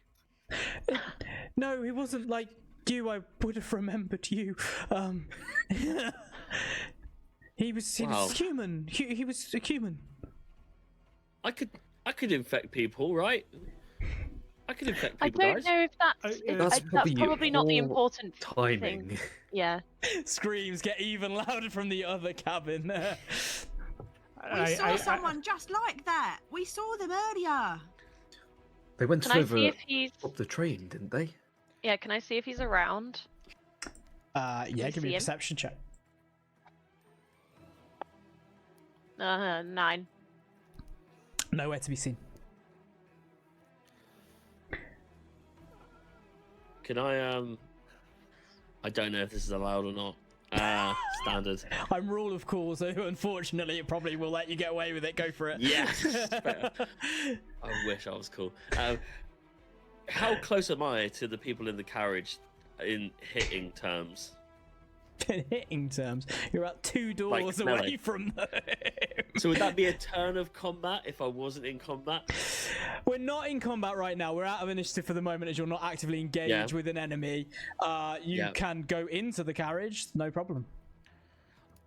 They'd then be about 30 feet away from you, but you still, that's fine. Okay, I'm going to turn to the rat, and I said I was going to perform a cranioptomy on that damn thing, and your damn god incinerated my chance. And I'm going to go into the other cabin. Okay. At which point, I'm assuming combat begins. It will, yeah. And I will rage if on my turn. Sure, no worries at all. Anybody else following? Oh, Just God. going in there. Yeah, following. What is going on? I'm sorry, but canonically now we've just been in there, and I've just, like Mr. Doctor's just run off into another cabin and just gone. Ah! There's a beaten and bruised woman on the floor that you healed that definitely probably still needs help. But the doctor has run off somewhere else. I'm a brain surgeon. Yeah, she doesn't need I'm a neurist. She's probably got a concussion, but who knows? I'm not going to immediately follow. I'm going to try and tend to the injured ones with. Cool. That's fair. We'll put you in turn order, and then when you've done that, we can pull that in. All right. As you all go into the cabin, those running into the cabin, can you all make me a contact resistance roll? So under your this part of the game. The main difference between this and D&D. The whole thing. The whole thing. With my doctorate, I've made a huge mistake. So anyone that has run in, which I think was the 4 of you, and only Merigog that's left behind at the moment. What if is there a distance on this? As in, I would probably still try to stay like at the door for now. Sure, we'll say if you're not fully in the cabin yet, the door is open, so it won't take long. So contact resistance rolls from you all, or those of you that are in there. So let's go with our doctor who's gone bursting in first. What did you get? Got 20, dirty 20. 20, okay. Tiff? 17. 17. Okay. And then Lucian. 19. Bloody hell, guys. Damn it. We don't need We are clean PPE. Yeah. Just running through as that mist bursts across you obviously did something to help you. As you run in, initially you smell this almost quite noxious gas that's clearly in this cabin right now. But you are fine, at least for the moment. So, roll initiative again for me then. As I roll 50,000.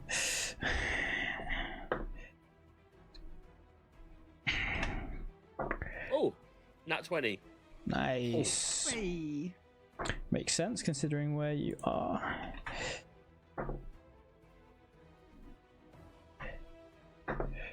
I was worried with a +1 initiative. This wouldn't go well going in first. All right. Over 20. Well, 20 or over. Just my doctor. Cool. Ignin, you up. Between 15 and 20. Oh no. Guys. Oh no. All right. Let me add some bits in then. There's a whole carriage of people there who need our help. You can't be slacking. They're all monsters now. Oh, they will be, I'm sure. No, there's still some people in there. Whether you help them or not is a different matter. All right. Anybody get between 15 and 10? 12. Rollies! Yeah, rollies for you guys. 15. 10. All right. Xara and then Lucian. Anybody else get anything between 10 and 15 or not? Sweet. All right. And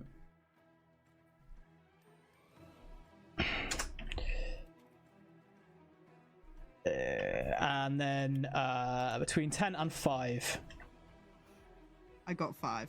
Jesus Christ. There's so many things going before half of you, which is great for me. Tiff. And then finally, Merigog, what did you get in initiative?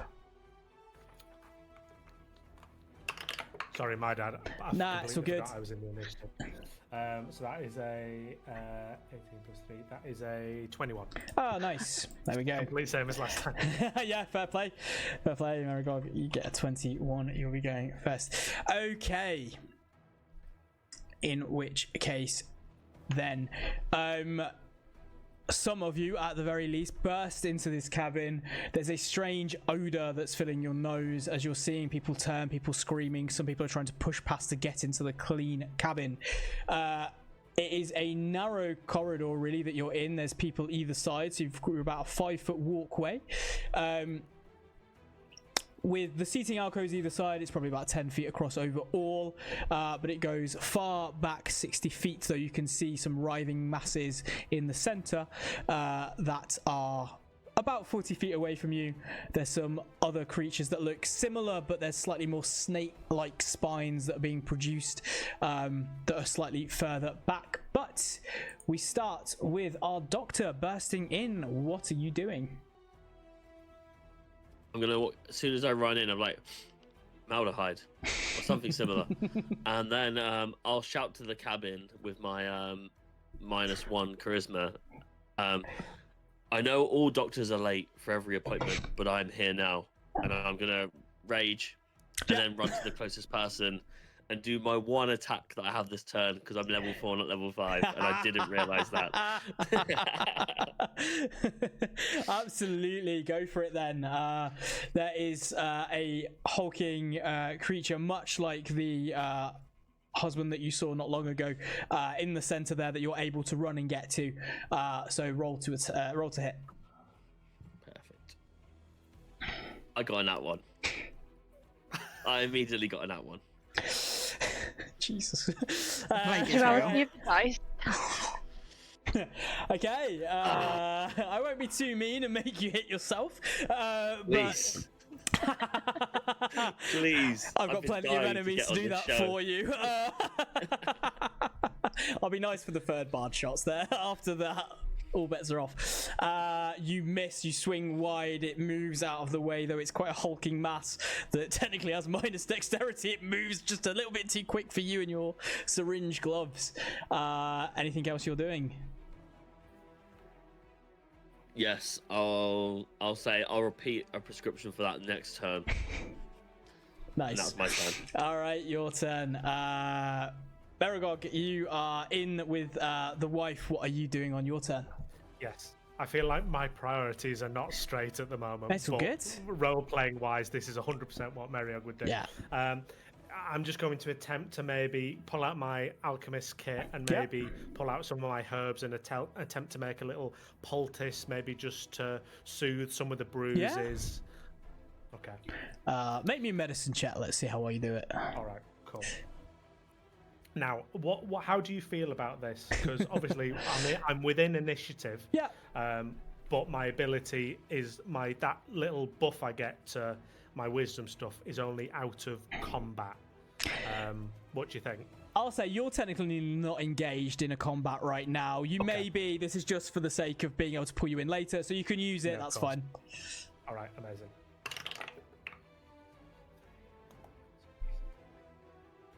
That is 13. Yeah, we'll say that's enough to make a poultice to soothe some of those sort of bruising and swollen aspects of her face. Thank you so much. I'm sorry for what we said about you before. It's really not that. You know, just fucking, sort it out, and then I'm going to use my full movement to just run out of the little cabin, Yeah.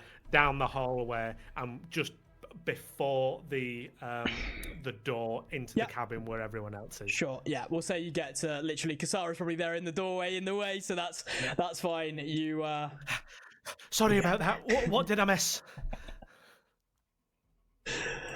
cool. Great. Happy All right. with my turn. Sweet.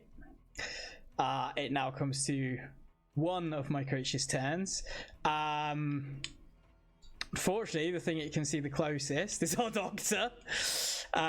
So this will make a one of the slightly differently built ones. They're a little bit thinner than these hulking masses in the center.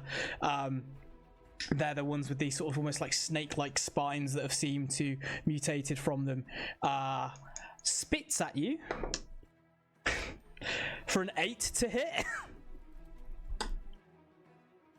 This doctor is absolutely fine. I've taken my Tylenol. I'm all good.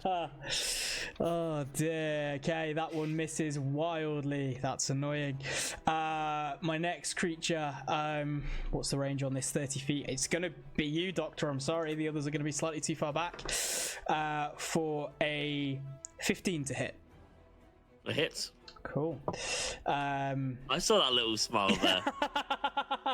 You were like, "Does that hit?" Hey man, I love it. I need you to make a contact resistance saving throw, please. Okay. Damn it. Oh, okay. I think I have a 4. Contact Okay. is 4, respiratory is 2. So if I Yeah, so +4. So if you roll So a d20. 18. Okay, nice. Yeah, fine. This venomous spit comes towards you. You can see it starting to bubble against your skin, but doesn't take effect. You take 10 points of acid damage. Ooh, So okay. it does not get halved, unfortunately. I'm sorry. No, that's absolutely fine. It's fine.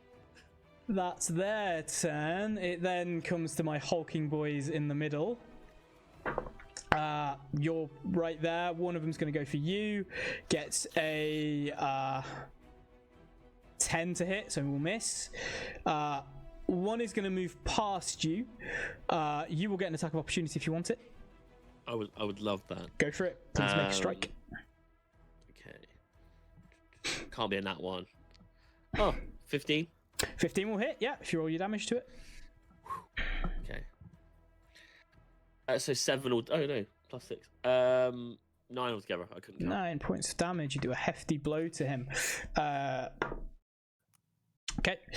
It is going to move towards. Tiff, it will move towards you. So it will roll a 5 to hit. Thought that might miss. Cool. And then my last boy will move forward and head towards Lucian. That's much better. That is a 21 to hit you, Lucian. That hits. Hey, you never know. Cool. That is 6 points of bludgeoning damage to you. That's all of their turns. Kasara, we come to you in the doorway. Is one of the big hulky boys within 20 feet of me? Yeah, 2 of them have moved up quite close. I imagine Lucian's not massively far from where you are, so the one by Lucian is within 20 feet for sure. Cool. I would like to attempt to throw a dagger at it. Sure, yeah, please make an attack. That's a 25 to hit. That will absolutely hit, yep. Now, does it count as engaged with Lucian? It does, yeah. Look, sometimes I won't get sneak attack. That's It won't be alright, every it's time. No, yeah, you get Ooh. sneak attack. I just want it to be known that that's a 5 and a 6 on the 2d6 and Oh. a 4 on the d4. So that's 19 piercing damage. 19 exactly. Yes. With an expert throw straight to its cranium. Maybe inspired by the Doctor, who knows? You take it out. It's gone. Ah, amazing. And if on my bonus action, my spirit, which I imagine has come to the door with me, it will move basically 30 feet down, like into the thick of it. Sure. So that's just now kind of misty hovering, like in the middle of the carriage. Sure, Ignin, a weird shadow comes next to you. It looks friendly, I promise. I always knew it'd end this way. The Reaper is finally at your door. It's caught up with you. Cool, is that your turn, Kasara? Yes. Perfect. You're still at the doorway, but not in the cabin, right? Mm-hmm. Smart. Lucian, your turn. When I got hit, did I have to roll a contact save or anything? Nope, not for these ones. Okay, cool. How far away is the one that's attacking Tiff? From you, it's probably within about 10 feet away. You're not actively engaged with it yet, but you could get into melee very easily. Cool. If there's space behind it, I will, because this cabin's dark, isn't it? It is, yeah. It is indeed, yeah. Yes. In that case, I will shadow leap. Absolutely. Teleporting from one bit of darkness to another. Yeah. And come behind it. I don't know if do we have flanking in this? Yeah, you can absolutely have flanking. Yeah.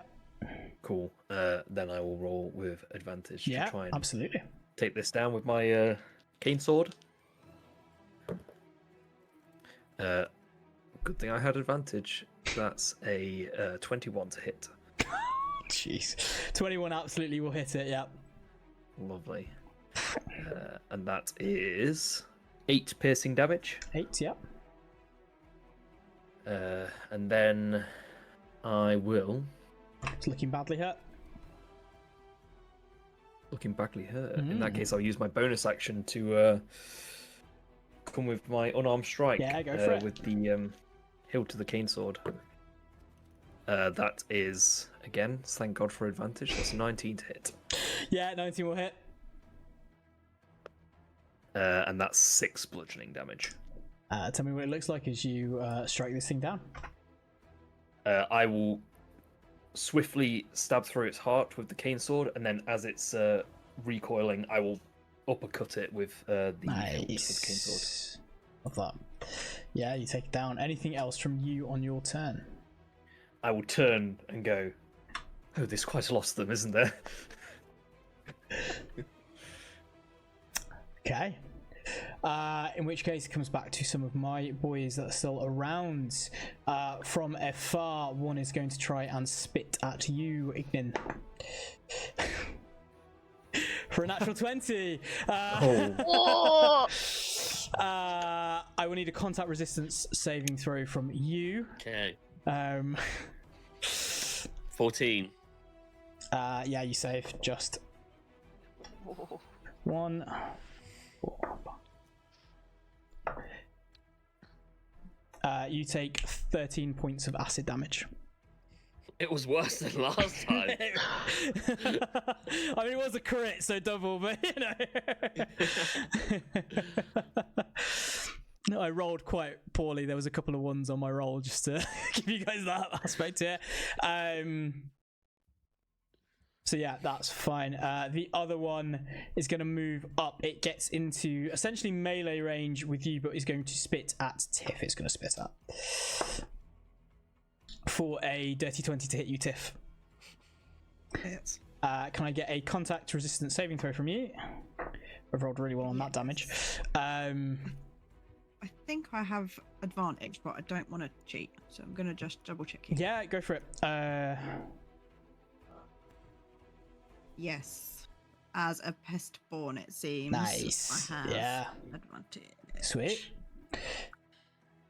Oh, it didn't help. 12. 12 is not quite enough. You first take 12 points of acid damage. You also take 2 amalgam plague points. So if you mark 2 plague points on your plague resistance meter, for viewers who don't know the system, when you get to 10, you start to mutate.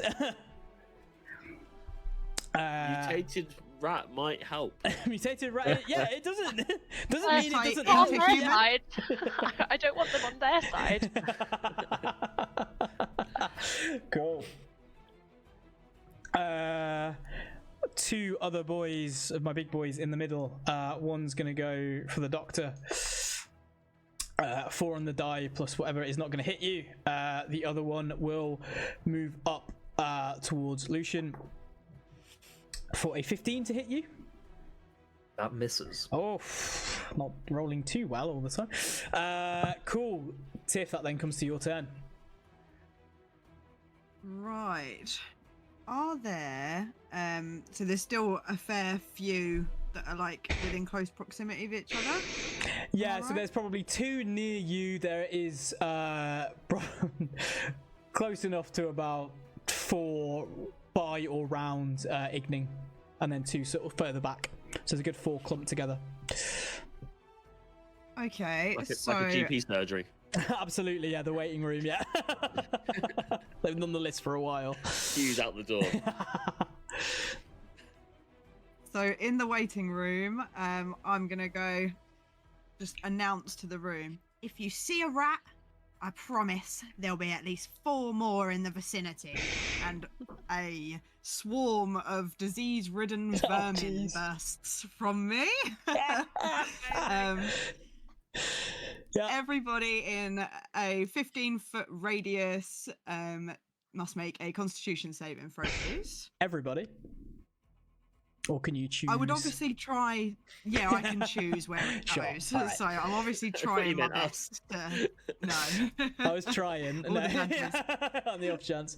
Did you say a con saving throw? Yes, please.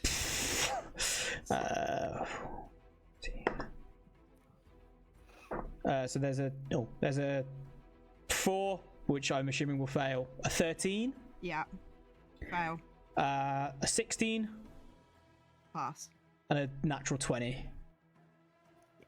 Cool. Okay, Alright, so the 2 that passed take 4 poison damage and 6 piercing damage. Jeez. And those that failed take 8 poison damage, 12 piercing damage. Okay, you take out one of these slithering. I was gonna say Slytherin boys then. Someone's mentioned Harry Potter and that's what's on my mind now. You take out one completely. What was the total of damage again? Just so I can double check. 4 poison damage. Oh, Cool. wait, or was that half? I'm sorry, I forgot. No, for the full, it was 8 poison, I think, and then for the one that 8 failed, poison 12. damage, 12 piercing damage. Oh yeah, you take out the hulking boy as well. Damn it! Nice. Nicely done. Anything else from you, Tiff? No, just feeding my rats. I just look really chuffed with myself. Sweet. At the end of this round, everybody who is still in the cabin, can I get contact resistance saving throws, please? If you're at the door, I'm going to say it's starting to eke out, so actually all of you will need to. 15. Fail. 13. 19. 19 pass. 13 will fail. 11. 11 will fail. 6. 6, okay. I can You, feel it coming. yeah, you all take, let's roll for it, let's keep it fair. 3 points of plague, or 3 plague points, I should say. Oh.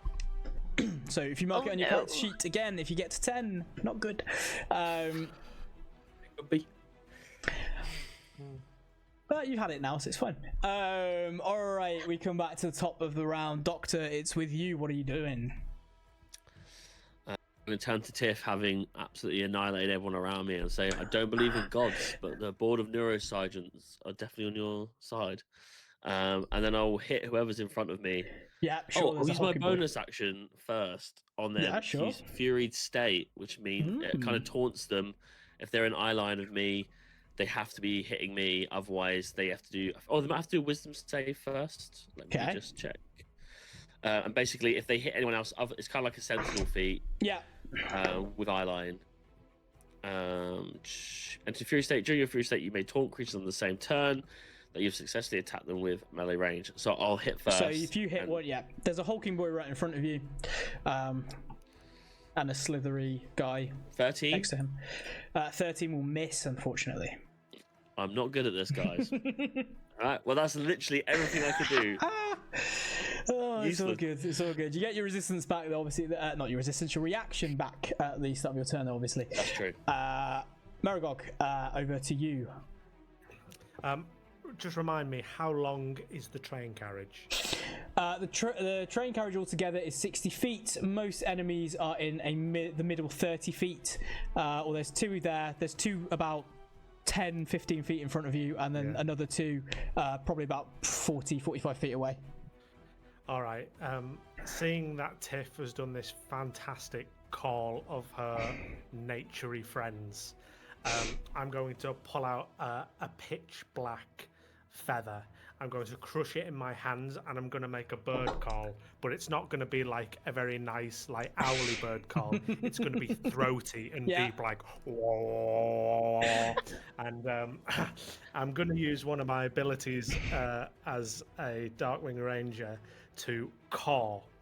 And so any creature within 60 feet of me and my flock must make a wisdom saving throw or be frightened. So I'm imagining that at the doors it's a bit like Hitchcock's The Birds, and I've just got birds pelting at the windows trying to frighten everyone.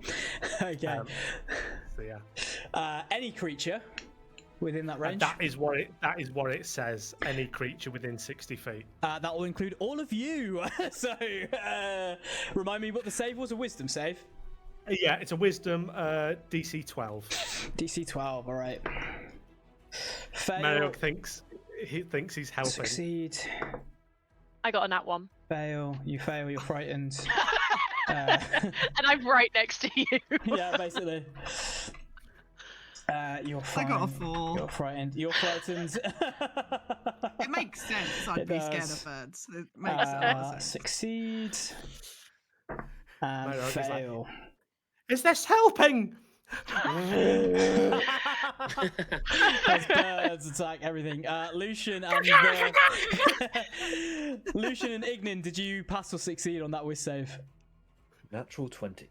Nice, you are fine. You've heard birds before, you do not fear them. Ignin, what about you? What did you get? Well, I think we matched. We'll have to roll it out because I got a 7, so I failed. Yeah, all right. A lot of people frightened in this garage right now. I'll roll for the passengers. Also actively frightened. They were frightened anyway. They are even more frightened than before. All right, okay. I think this is a bit overpowered. I think I would suggest maybe some rejigging, Elliot. Everyone play Gothica Plagueworlds. So yeah, just as a reminder, a frightened creature has disadvantage on ability and attack rolls while the source of fear was in its line of sight. The creature can't willingly move any closer to its source of fear either. So my first one is frightened, so we're going to try and spit from a distance at he's quite far back, so Ignan is going to be you, but he's got disadvantage. 19 on the first, nat 20 on the second. Jesus Christ. Jesus Christ. So he's still going to hit, not the nat 20 thankfully though, you'll be pleased to know. You're welcome. I need a contact resistance saving throw. Yes. Okay. 10.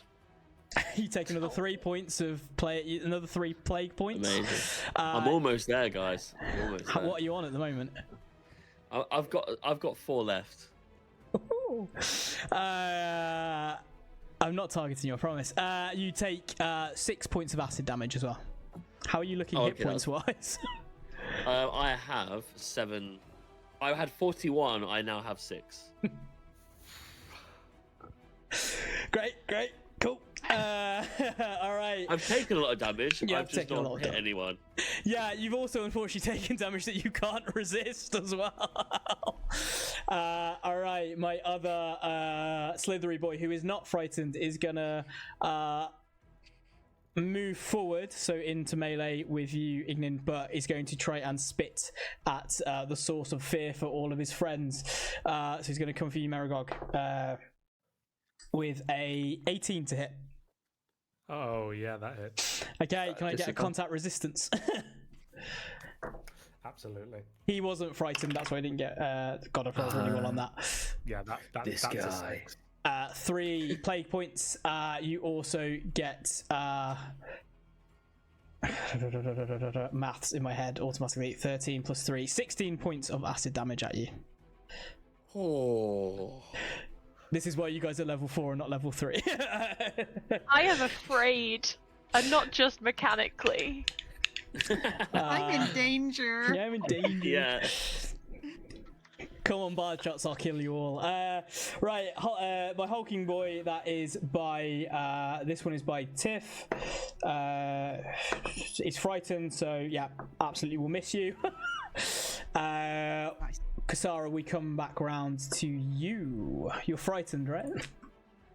Yeah, and I'm right next to Mariog, so... Hello. But I don't have to move away from him, technically, I just can't move towards him. Yes, exactly, yeah. I technically am already right next to him, so I suppose I can just stay where I am. Yeah, you can stay where you are. Even though I'm like... Yeah. You're technically in front of him, so if you want to move into the carriage, you can, but whether you want to or not is a different Ooh. story. Oh, tempting. I know it's a tough choice. Yeah. We'll see about that one.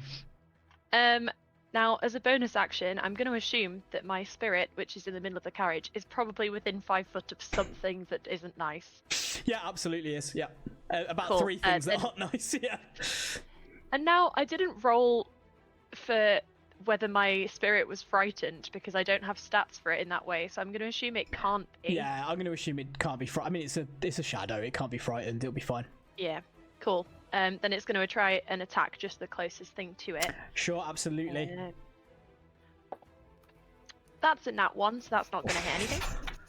So that just kind of, like, almost just goes through this thing and Yeah. looks a bit sad as it does so, if a shadow could look sad. Kasara will sigh. And is there anything within 10 foot of me? Yes, there is a hulking boy near Tiff, who is not far from you, so definitely within 10 feet for you to hit. Cool, then I'm going to try and get it with my sleeve gun again. Sure, technically Why- engaged, so it will cancel your disadvantage out. Nice. And give me sneak attack. Yeah, absolutely. That's a 24 to hit. Jesus, yeah, that will hit. Yeah, absolutely. Cool. That's a far worse roll for damage, and that is 10 piercing damage. 10, not nothing though. Takes a heavy hit from that, recoils a little bit. Yeah, anything else from you? No, I'm gonna stay where I am. Sweet. Lucian, we come back round to you. You are not frightened, I don't believe, or are you? Not, no, Yay. I'm fine. There's quite a few things around me, aren't there? Yeah, there are quite a few things around you, yes, absolutely. But I think if I remember correctly, there's 2 things between me and Tiff, and 2 things between me and Ignin. Yeah. So I can't get flanking. So I'm going to hit one of them. I'll probably hit towards the direction of Ignin. Yeah, sure, sounds good. So I miss with a 10. Yeah, you do miss on a 10, unfortunately. I come off with my cane sword and sort of wave it a little bit and then go, oh, okay. And then I will use a key point to do flurry of bows. Nice. And try 2 unarmed strikes. So I'm Go pretty for sure I it. just missed. Sure. That is a 14 on the first one to hit. 14 just hits, yeah, the hulking boy in front of you. And then I miss on the second one. Okay, fair enough. Oh, max damage though. That's 6 bludgeoning damage. 6, hefty blow to him. Still up, but only just. That's my turn. Sweet. It comes back to one of my slithery boys who is not doing well at all. Is gonna spit out. He'll move up and spit out. Who hasn't had it yet? Kasara, we'll go with you. Damn it! 2 on the I was die like, stay will not. quiet. We'll miss, don't worry. My hulky boy that is frightened that just got hit by our monk will try to hit at you. He is frightened though, so disadvantage.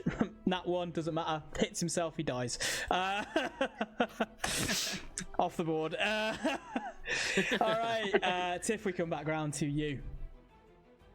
There are 4 combatants left on the field.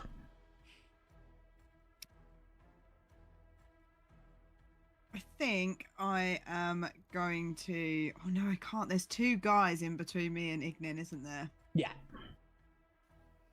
Okay. Pulls off her gloves. Underneath there are like knuckle dusters. Nice. And she's just gonna take a swing at like the knee of one of the ones in front of her. Absolutely, go for it. I'm frightened though. yeah. Ooh, 12. 12 misses, unfortunately. I'm sorry. Just terrified of the birds. Yeah, the birds are still battering the windows either side and cawing loudly. They finally come for you all. Wicked. Ignim, we come back around to you at the top of initiative. Okay. What can I do? Not much. I will just hit the first person. The person, the creature that's between me and Lucian, I suppose. Yeah, go for it. I'll move up to them so that okay. Okay. Oh, with disadvantage, right? Yeah, if you're frightened, yeah. Well, I got a 15, and then I got a nat 1. Oh, so... You miss wildly. Merigog, we come back round to you. Everyone's terrified. What are you doing? I'm really sorry. I'm really sorry about that. So I'm going to pull out another feather. Yeah. I think this can fix things. I'm going to crush it in my hand. Yeah. Do another call. This one is like middle pitch. Ooh. And I'm going to get my birds, my flock, to dive. So now I don't know how you want to do this because I don't know if there are any open windows. But if there is, they are able to dive towards a target within 60 feet. Yeah. The target needs to make a dex saving throw. Otherwise, they take some nice damage. Okay. There are no currently open windows. That won't stop them from being able to try and dive through windows, though. How large is your flock of birds? So, as a level 4 ranger, I have 6 birds. 6 birds. Now, this is a bonus action, as stated. Yeah. So, if as an action, if you want, I can open a window. Sure. Yeah. I'm happy with that. Yeah. If you go to open a window. Yeah.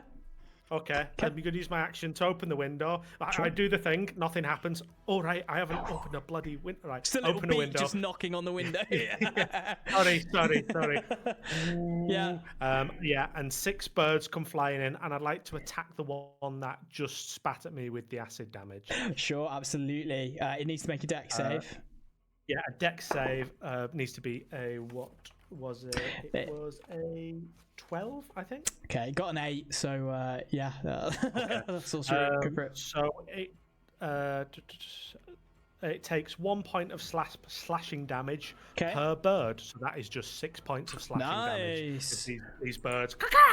Yeah, hefty hit on the on the creature as these birds just swarm and attack it. Fantastic. Anything else on your turn? Cool. No, happy.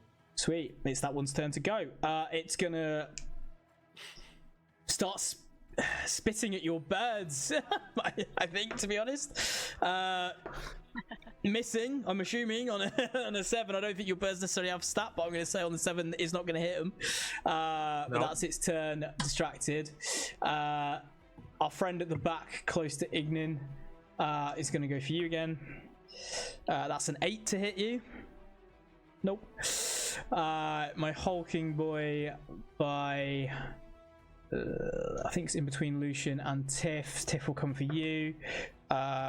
3 on the die. Why am I rolling like crap now? Kasara, it comes back around to your turn. Are we still frightened?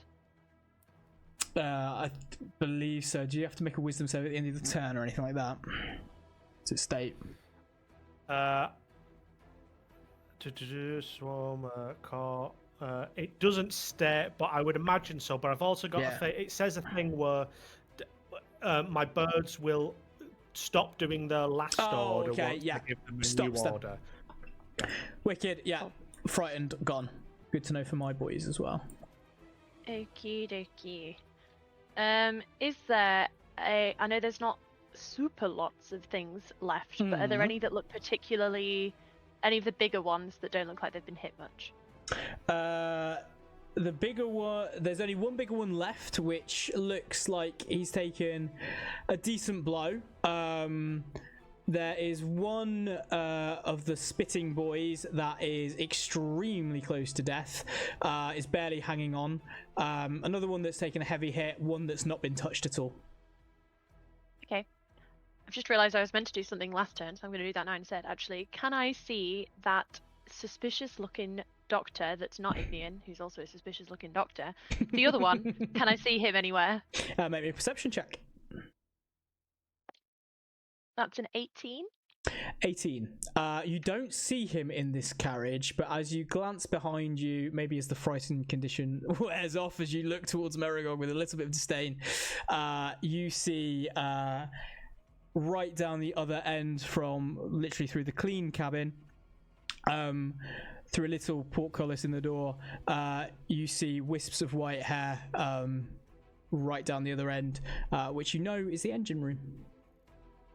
Okay. Would you count that perception check as an action or No, bonus action? you can have that for free. No. Okay, wonderful. In which case, my spirit is going to try and attack Sure. the nearest thing to it again. Yeah. That's a 15. 15 will hit, yeah. Cool. And that'll do 4 cold damage. Tell me what it looks like as your spirit kills one of my slithery boys.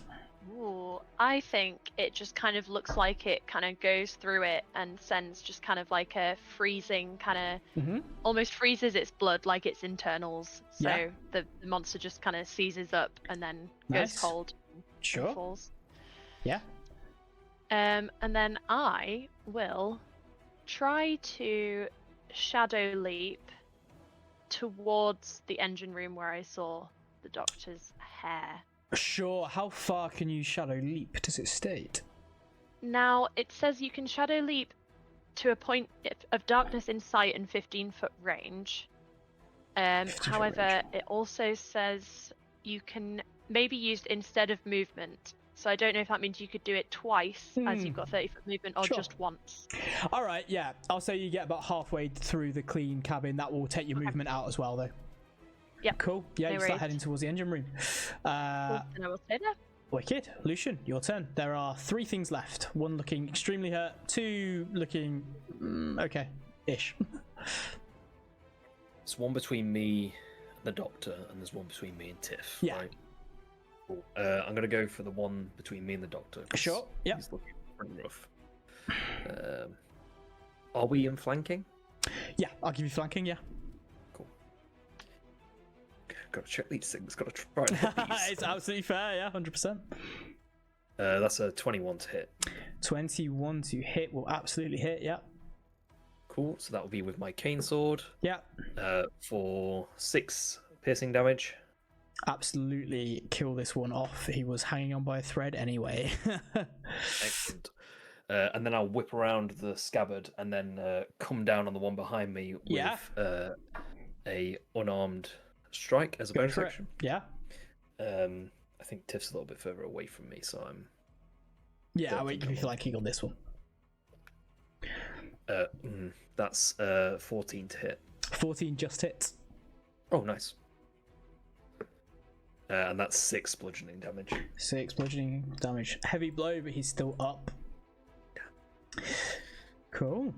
That you? And then, yeah, that's my turn. Sweet. Tiff, we come back to you. There is a hulking boy that looks like he's just hanging on by you and Lucian, or between you and Lucian. There is one of these spitting boys further back by the doctor that has not been touched at all at the moment.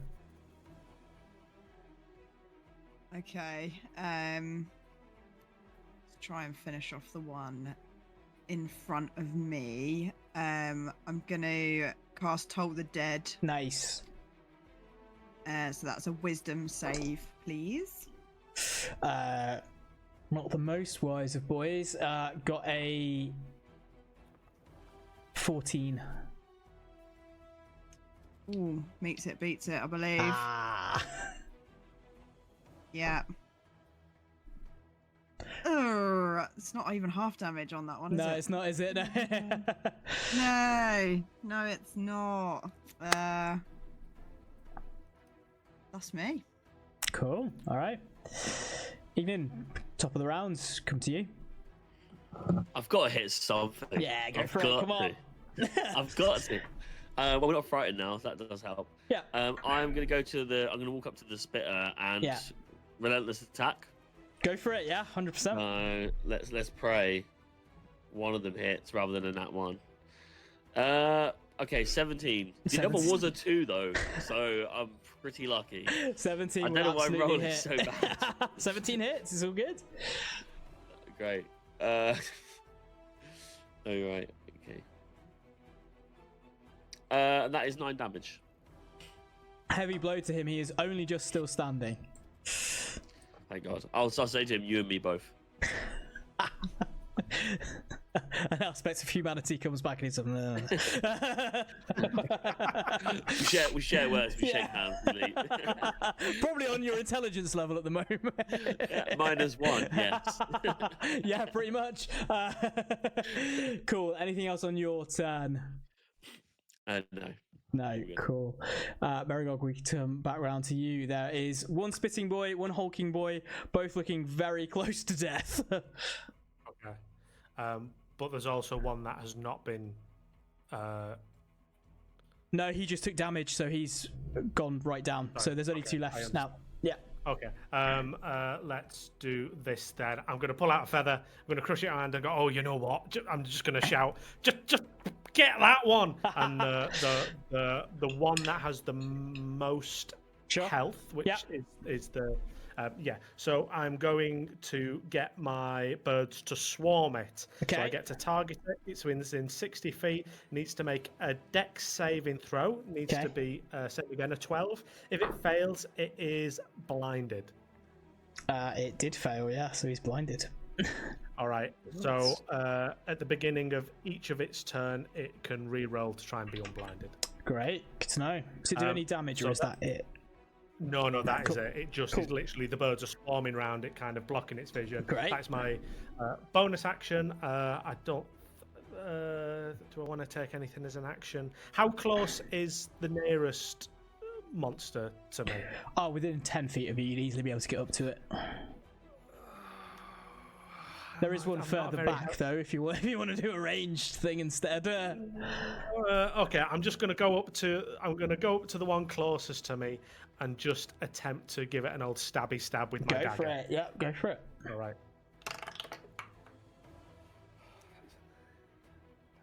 That was a 12. 12 just misses, unfortunately. Okay.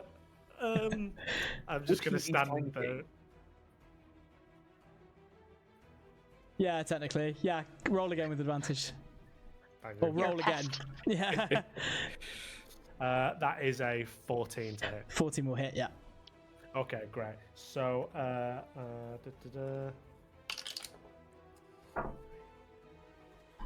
that is 10 points of slashing damage. I just it's not pretty. I just stab. Nice. You absolutely, with only 4 health left, you overkill him. You keep stabbing till he's on the floor, but he's gone. Yeah. Great. Happy. Wicked. All right, I've only got 1 left, and he's blinded. So It will try to spit in. Who's the last person it tried to spit at? Can't remember. We'll say Tiff. It will try to spit at your direction. It absolutely probably nope. It will absolutely fail. Kasara, we come back round to your turn.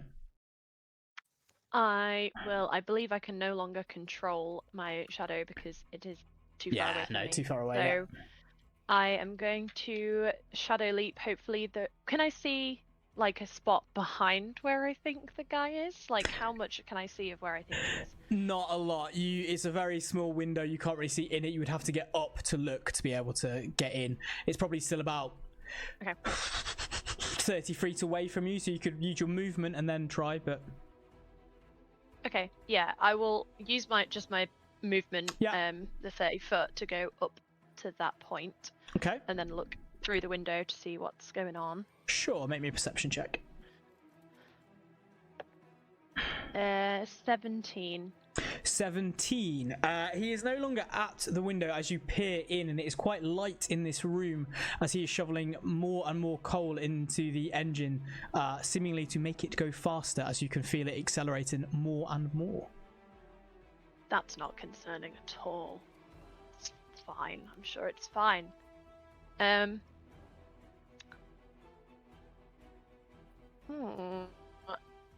I can use my action to enter a person's shadow. Sure, yeah. Can I do that? Enter his shadow. Yeah. Absolutely, yeah. You appear in the room. Cool. And then I don't know if that means I'm assuming it means I'm hidden from him, I think. Yeah, I think at this moment in time it would be. He wouldn't know you're there. He wouldn't assume someone could just step into his shadow. To be fair, just in case, I'll bonus action hide. Cunning action. Sure, give me a stealth roll just to make sure. I'll give you advantage. Double down. Yeah, I'll give you advantage on it because you're in his shadow and your natural abilities. That is a 22 stealth. As far as you know, hidden. Okay. Lucian, we come back round to you. There is only one left, currently being swarmed by birds, looking close to death. I will shadow leap behind him. Go for it, yeah, absolutely. And try and stab him with my cane sword. Go for it. You'd have flanking, so do it with advantage. Nice. Beat me to it. I know the drill by now. Oh, that's cocked. Thank God it was cocked, because that's loads better. That's a 24 to hit. Oh, yeah, absolutely hits. That is 9 piercing damage. How do you want to do this? Similar to the one that I did earlier, I will just appear from the shadows behind it, and you just see, Ignin, you just see the cane sword's already embedded straight through it. Perfect. Now take his skull and lay him on a chair. You just see me poke over him like, what is wrong with you? Okay. So, as the last creature slumps down against the floor with that horrifying comment from the doctor, its body half melted, still half human, as it's soon away. Steam is hissing from shattered pipes around. Though the air or whatever is being released through the system is currently being swept a little bit away by the broken window or the opened window that our friend of birds opened earlier. But it is still lingering a bit. Passengers are covering their mouths, trying to get to the clean carriage. One, as they look to you all, a young man goes, it's coming from there. A man came out of the direction and is pointing to the opposite direction to the engine room where the cargo bay is.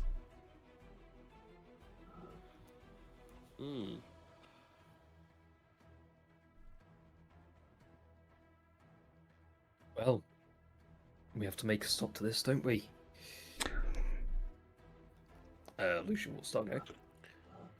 Okay. Are you heading towards the cargo bay or the engine room? You don't technically know whether your friend's gone because I don't think they announced it. No, not a clue. Cool. I've Okay. pointed in the direction of the problem, so I go Alright. towards it. We'll stay with you guys for now then, and we'll come to the engine room in a moment. you all start to head towards the cargo bay. These screams that are still somewhat happening as there's these weird mutated creatures dying on the floor fade into muffled echoes as you push through the next heavy carriage door. The air grows much colder here. Your steps are creaking over the timber. And a strange green luminescence is pulsing faintly in the dark. The smell is sharp, chemical and sweet, almost like rotting fruit and burning oil. Somewhere ahead you can hear a machine churning. It's over to you. Well, Doctor, I think we're going to need your smarts for this. I agree. I'm not in best shape, friend. But as always, I'm willing to do what the government requires of me, with or without a license. And what are you talking about? I'll readjust the gloves to make sure they're tight, nice and Absolutely, you know, a little yeah. like bit of like fluid to come out. They're prepped, and then I'll go first if no one wants to. Go for it. Yeah, I'll walk into whatever madness that's there. You walk into this cargo bay. It's fairly dim in here, mostly uninviting. It is just full of different boxes and crates and the like. Some are secured down, some are rattling slightly. The chains are rattling quite rapidly with the train's motion. Amidst the gloom, there is a sinister green glow that spills from a cracked container near the far wall. You can see unorganized tubes that are snaking upwards, fusing into the ceiling. Vents like roots burrowing into flesh. At the center sits a strange machine. Its valves are spinning, pistons pumping, and glass chambers filled with roiling emerald vapor. You can hear it breathing almost as if it's alive. What do you want to do? Anyone with me, or is it just me who's walked on? I'm coming with you. You're I'd come letting as you well. lead because you're the smartest of us, clearly. Yes. Thank you for just acknowledging it, really. I appreciate that.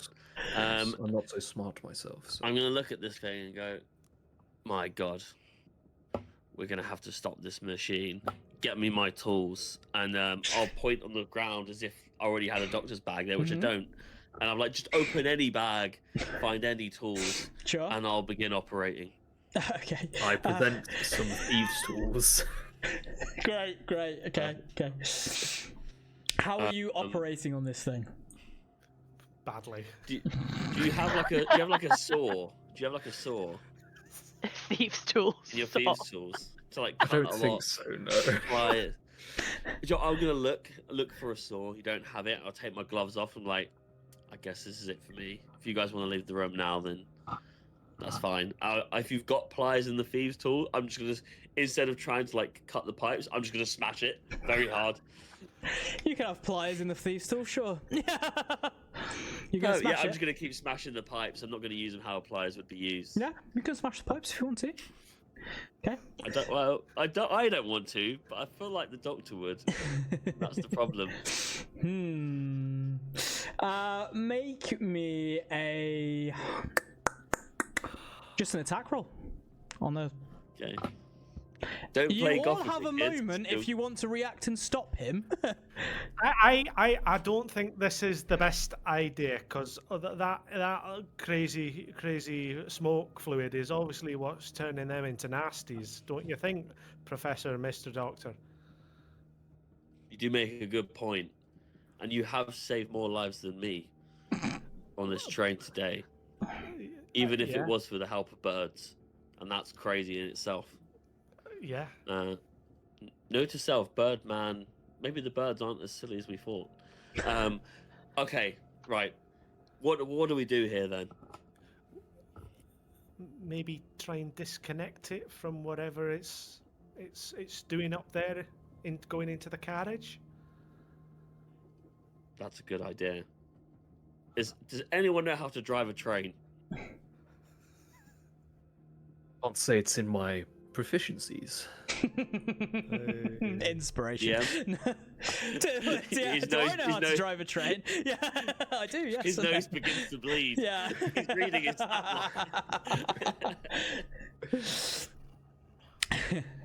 I'll always honour a pun.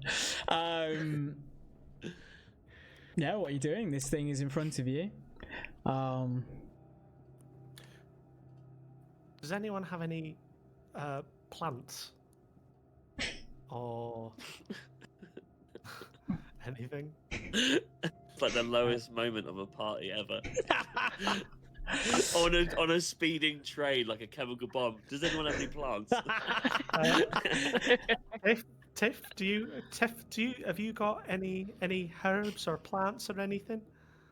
Starts looking in like the coat pockets, and it's just like stained bits of rag, a medical kit, and some wood. Nah, nothing. I'm quite good at popping things together. Maybe if we could somehow stick that into this thing, maybe it'll cancel out the nasty gas. I see. Well, you're welcome to me rags. I'll take a rag. Okay, what are we doing with the rag? I don't have much. I've got my alchemist's kit. Okay. It's quite limited. I can attempt to make. So I've got nature's grace. Okay. Yeah. I can make medicines that can remove plague points, but I do have limited things now. So it would basically be me attempting to make a fine meal from stuff from the corner shop. I'll tell you what. Give me a history check first and foremost. A history check. Oh right, okay. History or medicine, either one. I'll let you do. Okay, I'll definitely go in for medicine. Fair enough.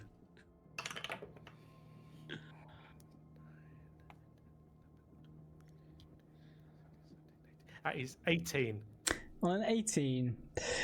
First and foremost, though your alchemy kit can do some stuff to help people, to completely disable a gas that you are assuming has mutated multiple people very rapidly, you don't think it's going to cut it. You do remember, though, in a carriage not far away, there is a vial of pure blood that I'll say you've heard tales or whispers around that it is something that can help counter many plagues and diseases. Guys, do you remember that absolutely fantastic recon me and Professor Ignian did with the one with the pure blood? Maybe we could One do way you something. found the blood. Yes. Yes, I recall this very vividly. It went so well. Maybe we could grab that and do something with that, make some kind of medicine out of that. What do you think? If she doesn't have the blood, we could get her to press the button again, and then they might find someone who does know how to disarm this thing. We're on the same level. I understand now. The same level. Okay. So this blood will... We must... Where is it? It's back up through the carriage where we just had the fight, and it was in the carriage that we were based in, wasn't it? Yes, it was. Yeah. Just a few cabins up. I mean, you know exactly where it is as your character because you went there. Who wants to come with me? If you want. I will go with you. I would like to see this blood and ensure that we maintain it. Great. I might start heading to Sure. that area of the train with Lucian. Okay. You and Lucian head towards the clean cabin through the mess of the business class. Ignin and Tiff, are you staying with whatever this machinery is? Yeah, I think I want to stay and kind of like have a little sniff at it, Okay. and also at the doctor as well. The doctor as well. Okay. Yeah. I'm kind of, so I'm like plague domain, so like I'm kind of sniffing for plague levels. Okay. I'm staying because it's probably best for this session that I don't get involved again. All right. Probably call it a medicine then. You'll get advantage. I'll give you advantage because of the plague domain stuff. So if you roll that, depending on the roll, I'll give you one or both, or make Ignin tell you whether he's plagued or not. 21. 21. Okay, first and foremost, you will determine not necessarily exactly. No, you will. Based on some of your knowledge, whether it is a divine intervention coming down to you, but you know this plague as amalgam causes exactly what you've seen, humans to turn into these strange monstrosities that can consume materials around them. The gas that you're seeing in here, that green colour, is definitely the source of this. 100%, there is no doubt. From the doctor, how many plague points have you got right now, Doctor? 6. 6. You can definitely tell that though it is not fully infecting him yet, he has got a significant amount, or he's imbibed a significant amount of the plague from being hit multiple times by these creatures and being exposed to that gas. Now, Doctor, being a doctor, I think you know you're not very well. Scratch, I'll be fine. No one ever gets infected from these things. I'm not sure what medical school you went to, but I didn't. I think well, that makes sense. I think I can help you though if you'd let me. And she like puts a paw up towards you. Yeah, I'll reach out. I haven't got the syringe gloves on either, so you don't have to worry about that. Lovely. I am gonna cast Lesser Restoration, which in Gothica World removes 5 plague points. Nice, there you go. You can take 5 off. All right. We'll pause on you guys then, as the doctor feels a little bit better, stops coughing, and so having these weird boils start to manifest. We'll pause on you, and we will cut to the engine room. Kasara, the rhythmic thunder of the wheels has become a roar in this room. Sparks are flaring along the edges of this sort of carriage as you're seeing him shovel more and more coal into the engine to make it go even faster. The brakes he has broken. He is trying to get this train to go as fast and as quick as possible. He is distracted right now. You are hidden from his sight. He has not noticed you. What do you want to do in this moment? First, just checking. This is definitely the doctor we saw go into that cabin across from us, yes? Like, I can just make sure I recognize. Okay, absolutely. Cool. You say he has broken the brakes, as in the brakes look no longer operational? From a quick glance, he's broken the lever at least. You're not sure quite what to do. Okay. This will break my hiding, as it is broken if I take any kind of an action, but I'm gonna lunge towards him with my short sword, put it round to his neck, and hold him against me. Okay, yeah. Sure. With my short sword to his neck. Mm-hmm. What the fuck do you think you are doing? Why have you broken the brakes on this train? Why is it going faster? You cannot possibly be acting out of the better of the people on this vehicle. You don't understand. I'm going to cause this in the city. There'll be plagues and diseases everywhere. You can't stop it now. I've broken the brakes. The glass is there. What are you going to do about it? Your monsters are dead, and you will be too if I have anything to say about it. Not if I turn you into one first. He's going to lunge at you from behind. On a -2, it's not going to hit you.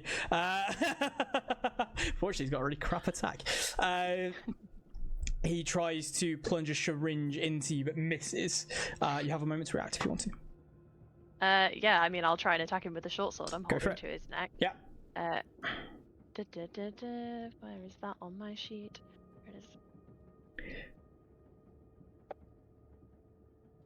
That's a 18 to hit. Oh, an 18 absolutely hits. I won't get sneak attack though, I don't think. No, you won't on this, no. Yeah. Ah, I rolled a 1. That's 5 piercing damage. Oh, hefty blow. But he is still up.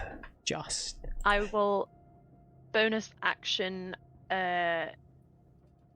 dodge. Okay, sure, yeah. Cool. I'll make his attack at a disadvantage against you then.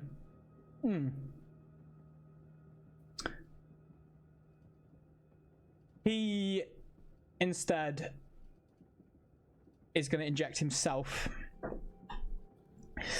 as he imbibes his own disease, and is going to start to transform into a creature instead.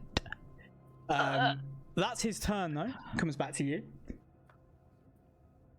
Go with the short sword again. Go for it, yeah. Try and attack him again. Oh, natural 1. Okay. It's fine. It's fine. Okay. Oh, what am I gonna do?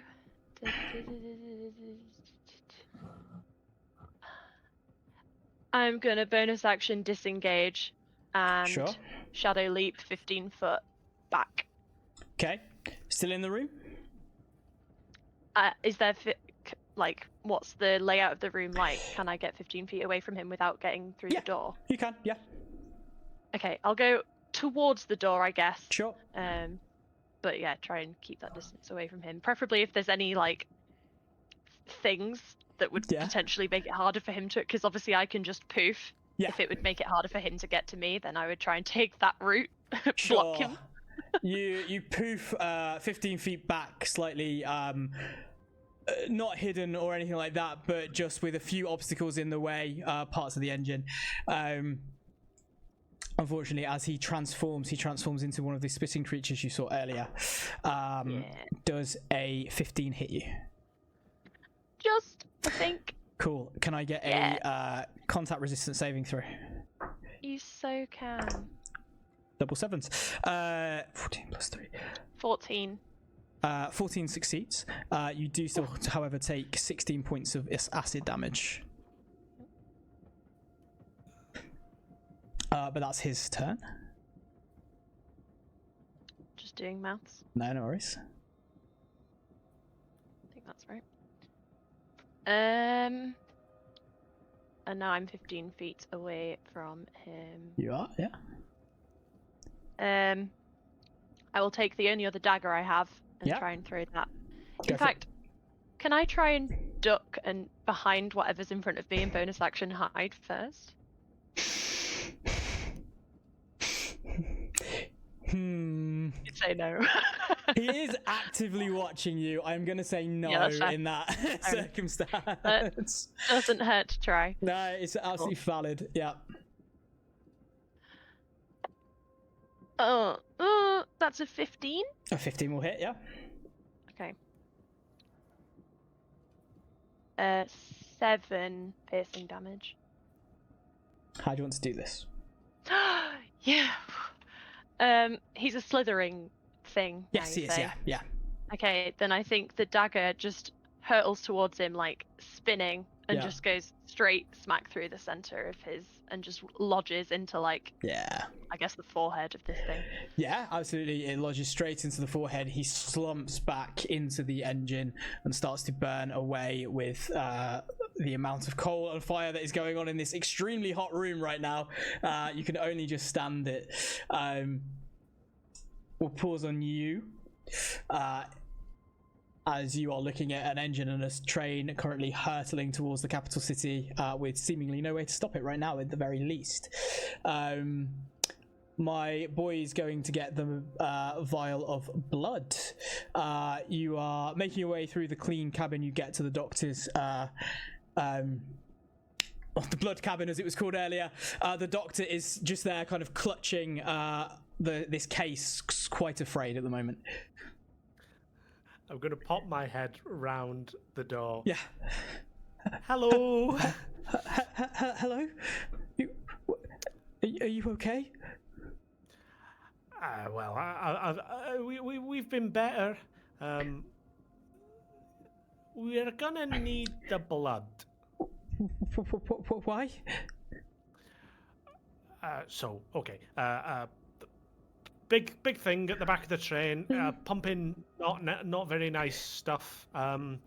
It's turning people into monsters. We think the blood might be able to counteract it. Isn't that right, Lucian?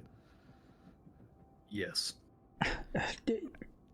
Yes, it does counteract those kind of diseases. Roll me a persuasion check with advantage. My yes really helped. It did indeed. Yeah. Persuasion. Okay. That is a 14. 14. She looks to you and looks at the bag and goes, there's no point getting to the city if we're all monsters. She will take out the vial and hand it to you. Please stop this. Fantastic. I'll take hold of Yep. it. Kind of waggle it to Lucian. We got it. I have seen the blood. Yes. Yeah. This is excellent. Do you want to? You said you wanted to make sure it made it back down there. Do you want to be in charge of holding it? Sure. Great, Mary. I will take it and then go into your shadow. Oh. That feels quite invasive, if I'm being honest with you. Mariog is now just walking down the carriage, seemingly on his own, Sure. but with that sense of someone's watching him. Pops his head into the carriage where the injured wife is. Are you okay? She is tending to, still with the sort of poultice you made her earlier, is tending to some of her wounds. Goes, yes, thank you for stopping all of this. All right. And she's just kind of looking at the body of her mutated husband. I know, if you think that's bad, I've got a fella in my shadow. What? Anyway, see you later. And I'm going to carry on. Back down.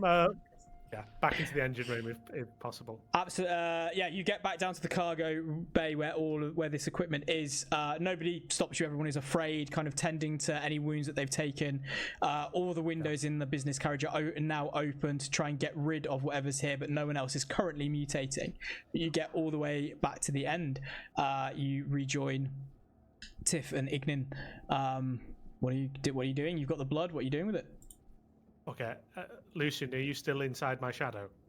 When we arrive, I will wait a slightly awkward amount of time, and then I will arrive out the shadow as though I have made a late entrance with the blood going. I've obtained the blood. And I will present it to whoever's looking at the machine.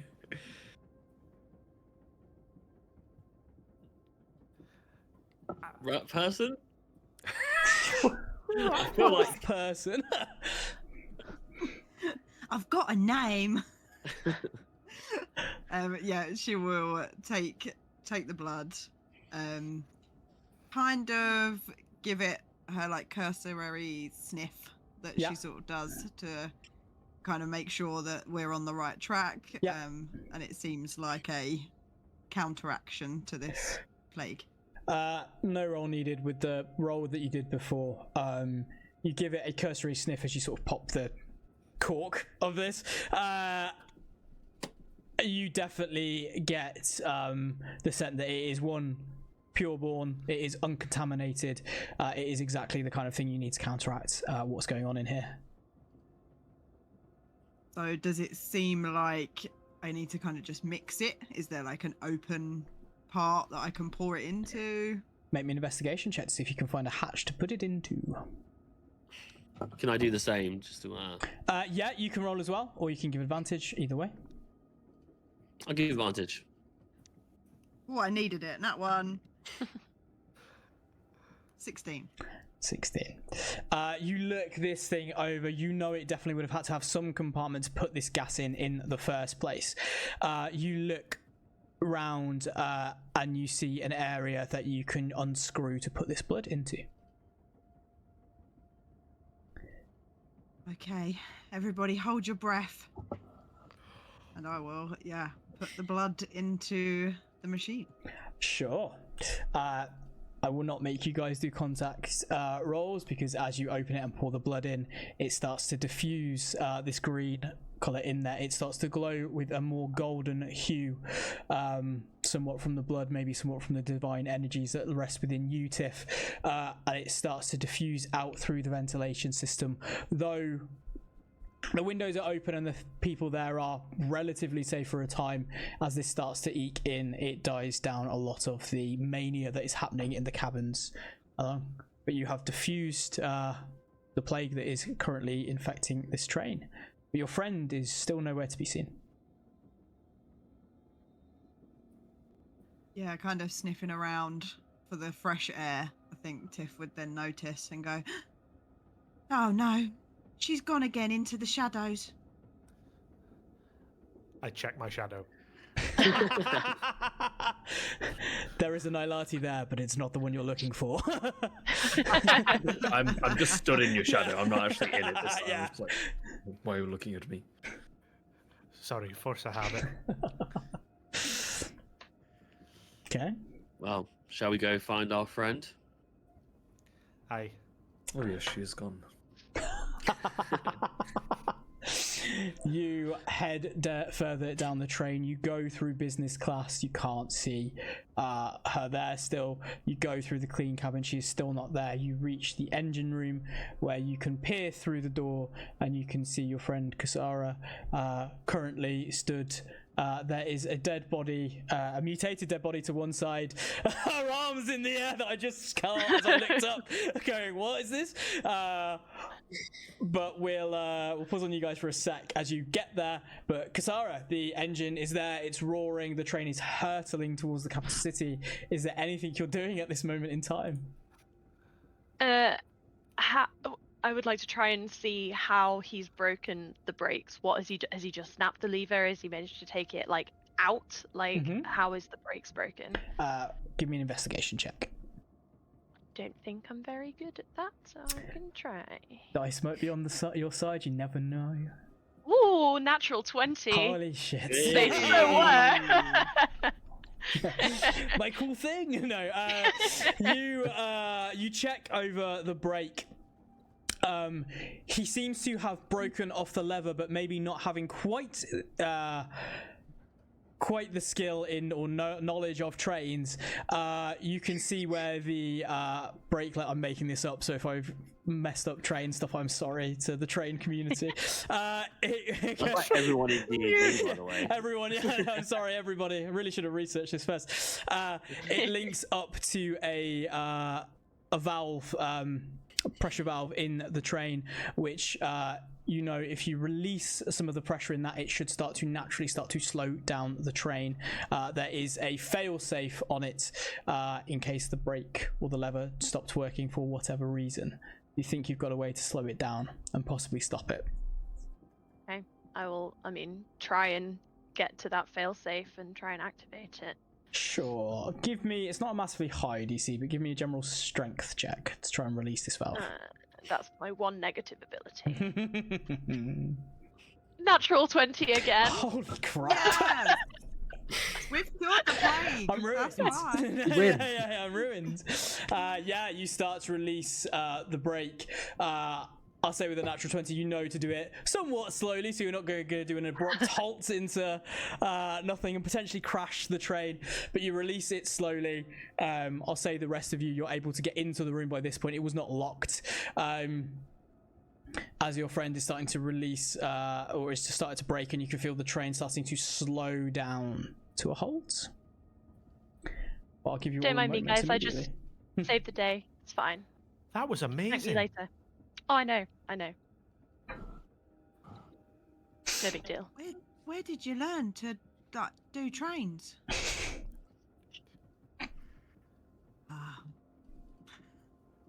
I'm going to do that as well. We start to wince again as well. Happening again. If you're so good at trains, I don't suppose you know, is there a snack button in here? Pete brings out the like now half empty bottle of red wine. Yeah, I'm gonna. I'll have a bit of red wine. Yeah. Don't have too much on an empty stomach though. I don't know if it was empty. Did you see how much she was eating earlier? That's true. I mean, those fights, they'll take it out of you. Absolutely. And as you all share some wine, your belly's full, and saving the day of this train, the train comes to a stop with a thunderous hiss as you've engaged that brake system. Sparks are flying along the track as it howls to a stop, stream billowing out, and the furnace starts to die to a dull glow. You have a drink to celebrate stopping the train and saving the day. And that is where we'll end tonight's little adventure. Having saved the day, well done, everybody. Thank you. No, thank you Thank you very much. Loads of fun. Good. But yeah, that brings us to the end of tonight's Bard Shots. Thank you for joining us, and a big thank you to all my wonderful players here for telling this amazing story together with all that chaos. I'll give you all a moment if there's stuff you want to plug or tell the audience where to find you on socials. I'll do it like a work Teams meeting. Abby, let's start with you. I make dice, so if you want to see some good shiny stuff, tabletop.curiosities on Instagram and TikTok. Sweet. Anna, I'll come to you. I am Hullabaloo, that is Bailu, not how you would think to spell it, on Instagram. I make tabletop accessories, dice bags, prints, garments, things like that. I brought some to show, just like little prints, dice bags, things like that. And my personal favourite, Buy Me Dice, Tell Me I'm Pretty, available on prints, sweaters, t-shirts, caps, and beanies, because everyone needs all the things that say Buy Me Dice and Tell Me I'm Pretty. Absolutely. I was wearing that today as well. Jake, I'll give you a moment if there is anything you want to plug. Or if it's just Anna, go that's look fine. at everyone else's. Like, I don't do anything. I'm just pleased to be here. And we're pleased to have you here. Connor, I'll come to you. Oh yeah, so I was actually going to do a bit and say I'm also Abby and I'm Tabletop Curiosities, but now that's gone and I don't know what to say. I run a podcast, How to Play D&D, which don't listen to it after seeing me play this, and make D&D clothes, D&D skatewear, Black Mark Clo. There we go. And then last but by no means least, Elliot, is there anything you want to plug? So I'm the Dungeon Master for a D&D live show called It's Your Role. You can find us on wherever you get your socials at It's Your Role Show. We're actors, voiceover artists. We bring an audience member up to be in the show. We like to think it's a lot of fun. And we're doing a show at Dragon Meet this year on the 28th of November. And we'll have a minor celebrity from the world of tabletop role-playing games in it as well. So if you want to play with someone possibly famous, come along to the show, buy tickets on the Dragon Meet website. Thank you. No, thank you very much. And our next bar shot will be in about a month's time. It will be something a little bit different, and we're going to be playing a system called 10 Candles, a haunting and beautifully tragic storytelling game. And I will absolutely be killing characters in this one. I managed not to do it in this one, so I'm annoyed. But keep an eye on my socials at NomadicBarn93. You can find me on pretty much everything, but mostly Instagram. And we'll be sharing more details of that very, very soon. But until then, I've been Luke, your Nomadic Bard, and this has been Bard Shots. Good night, everybody, and thank you so much.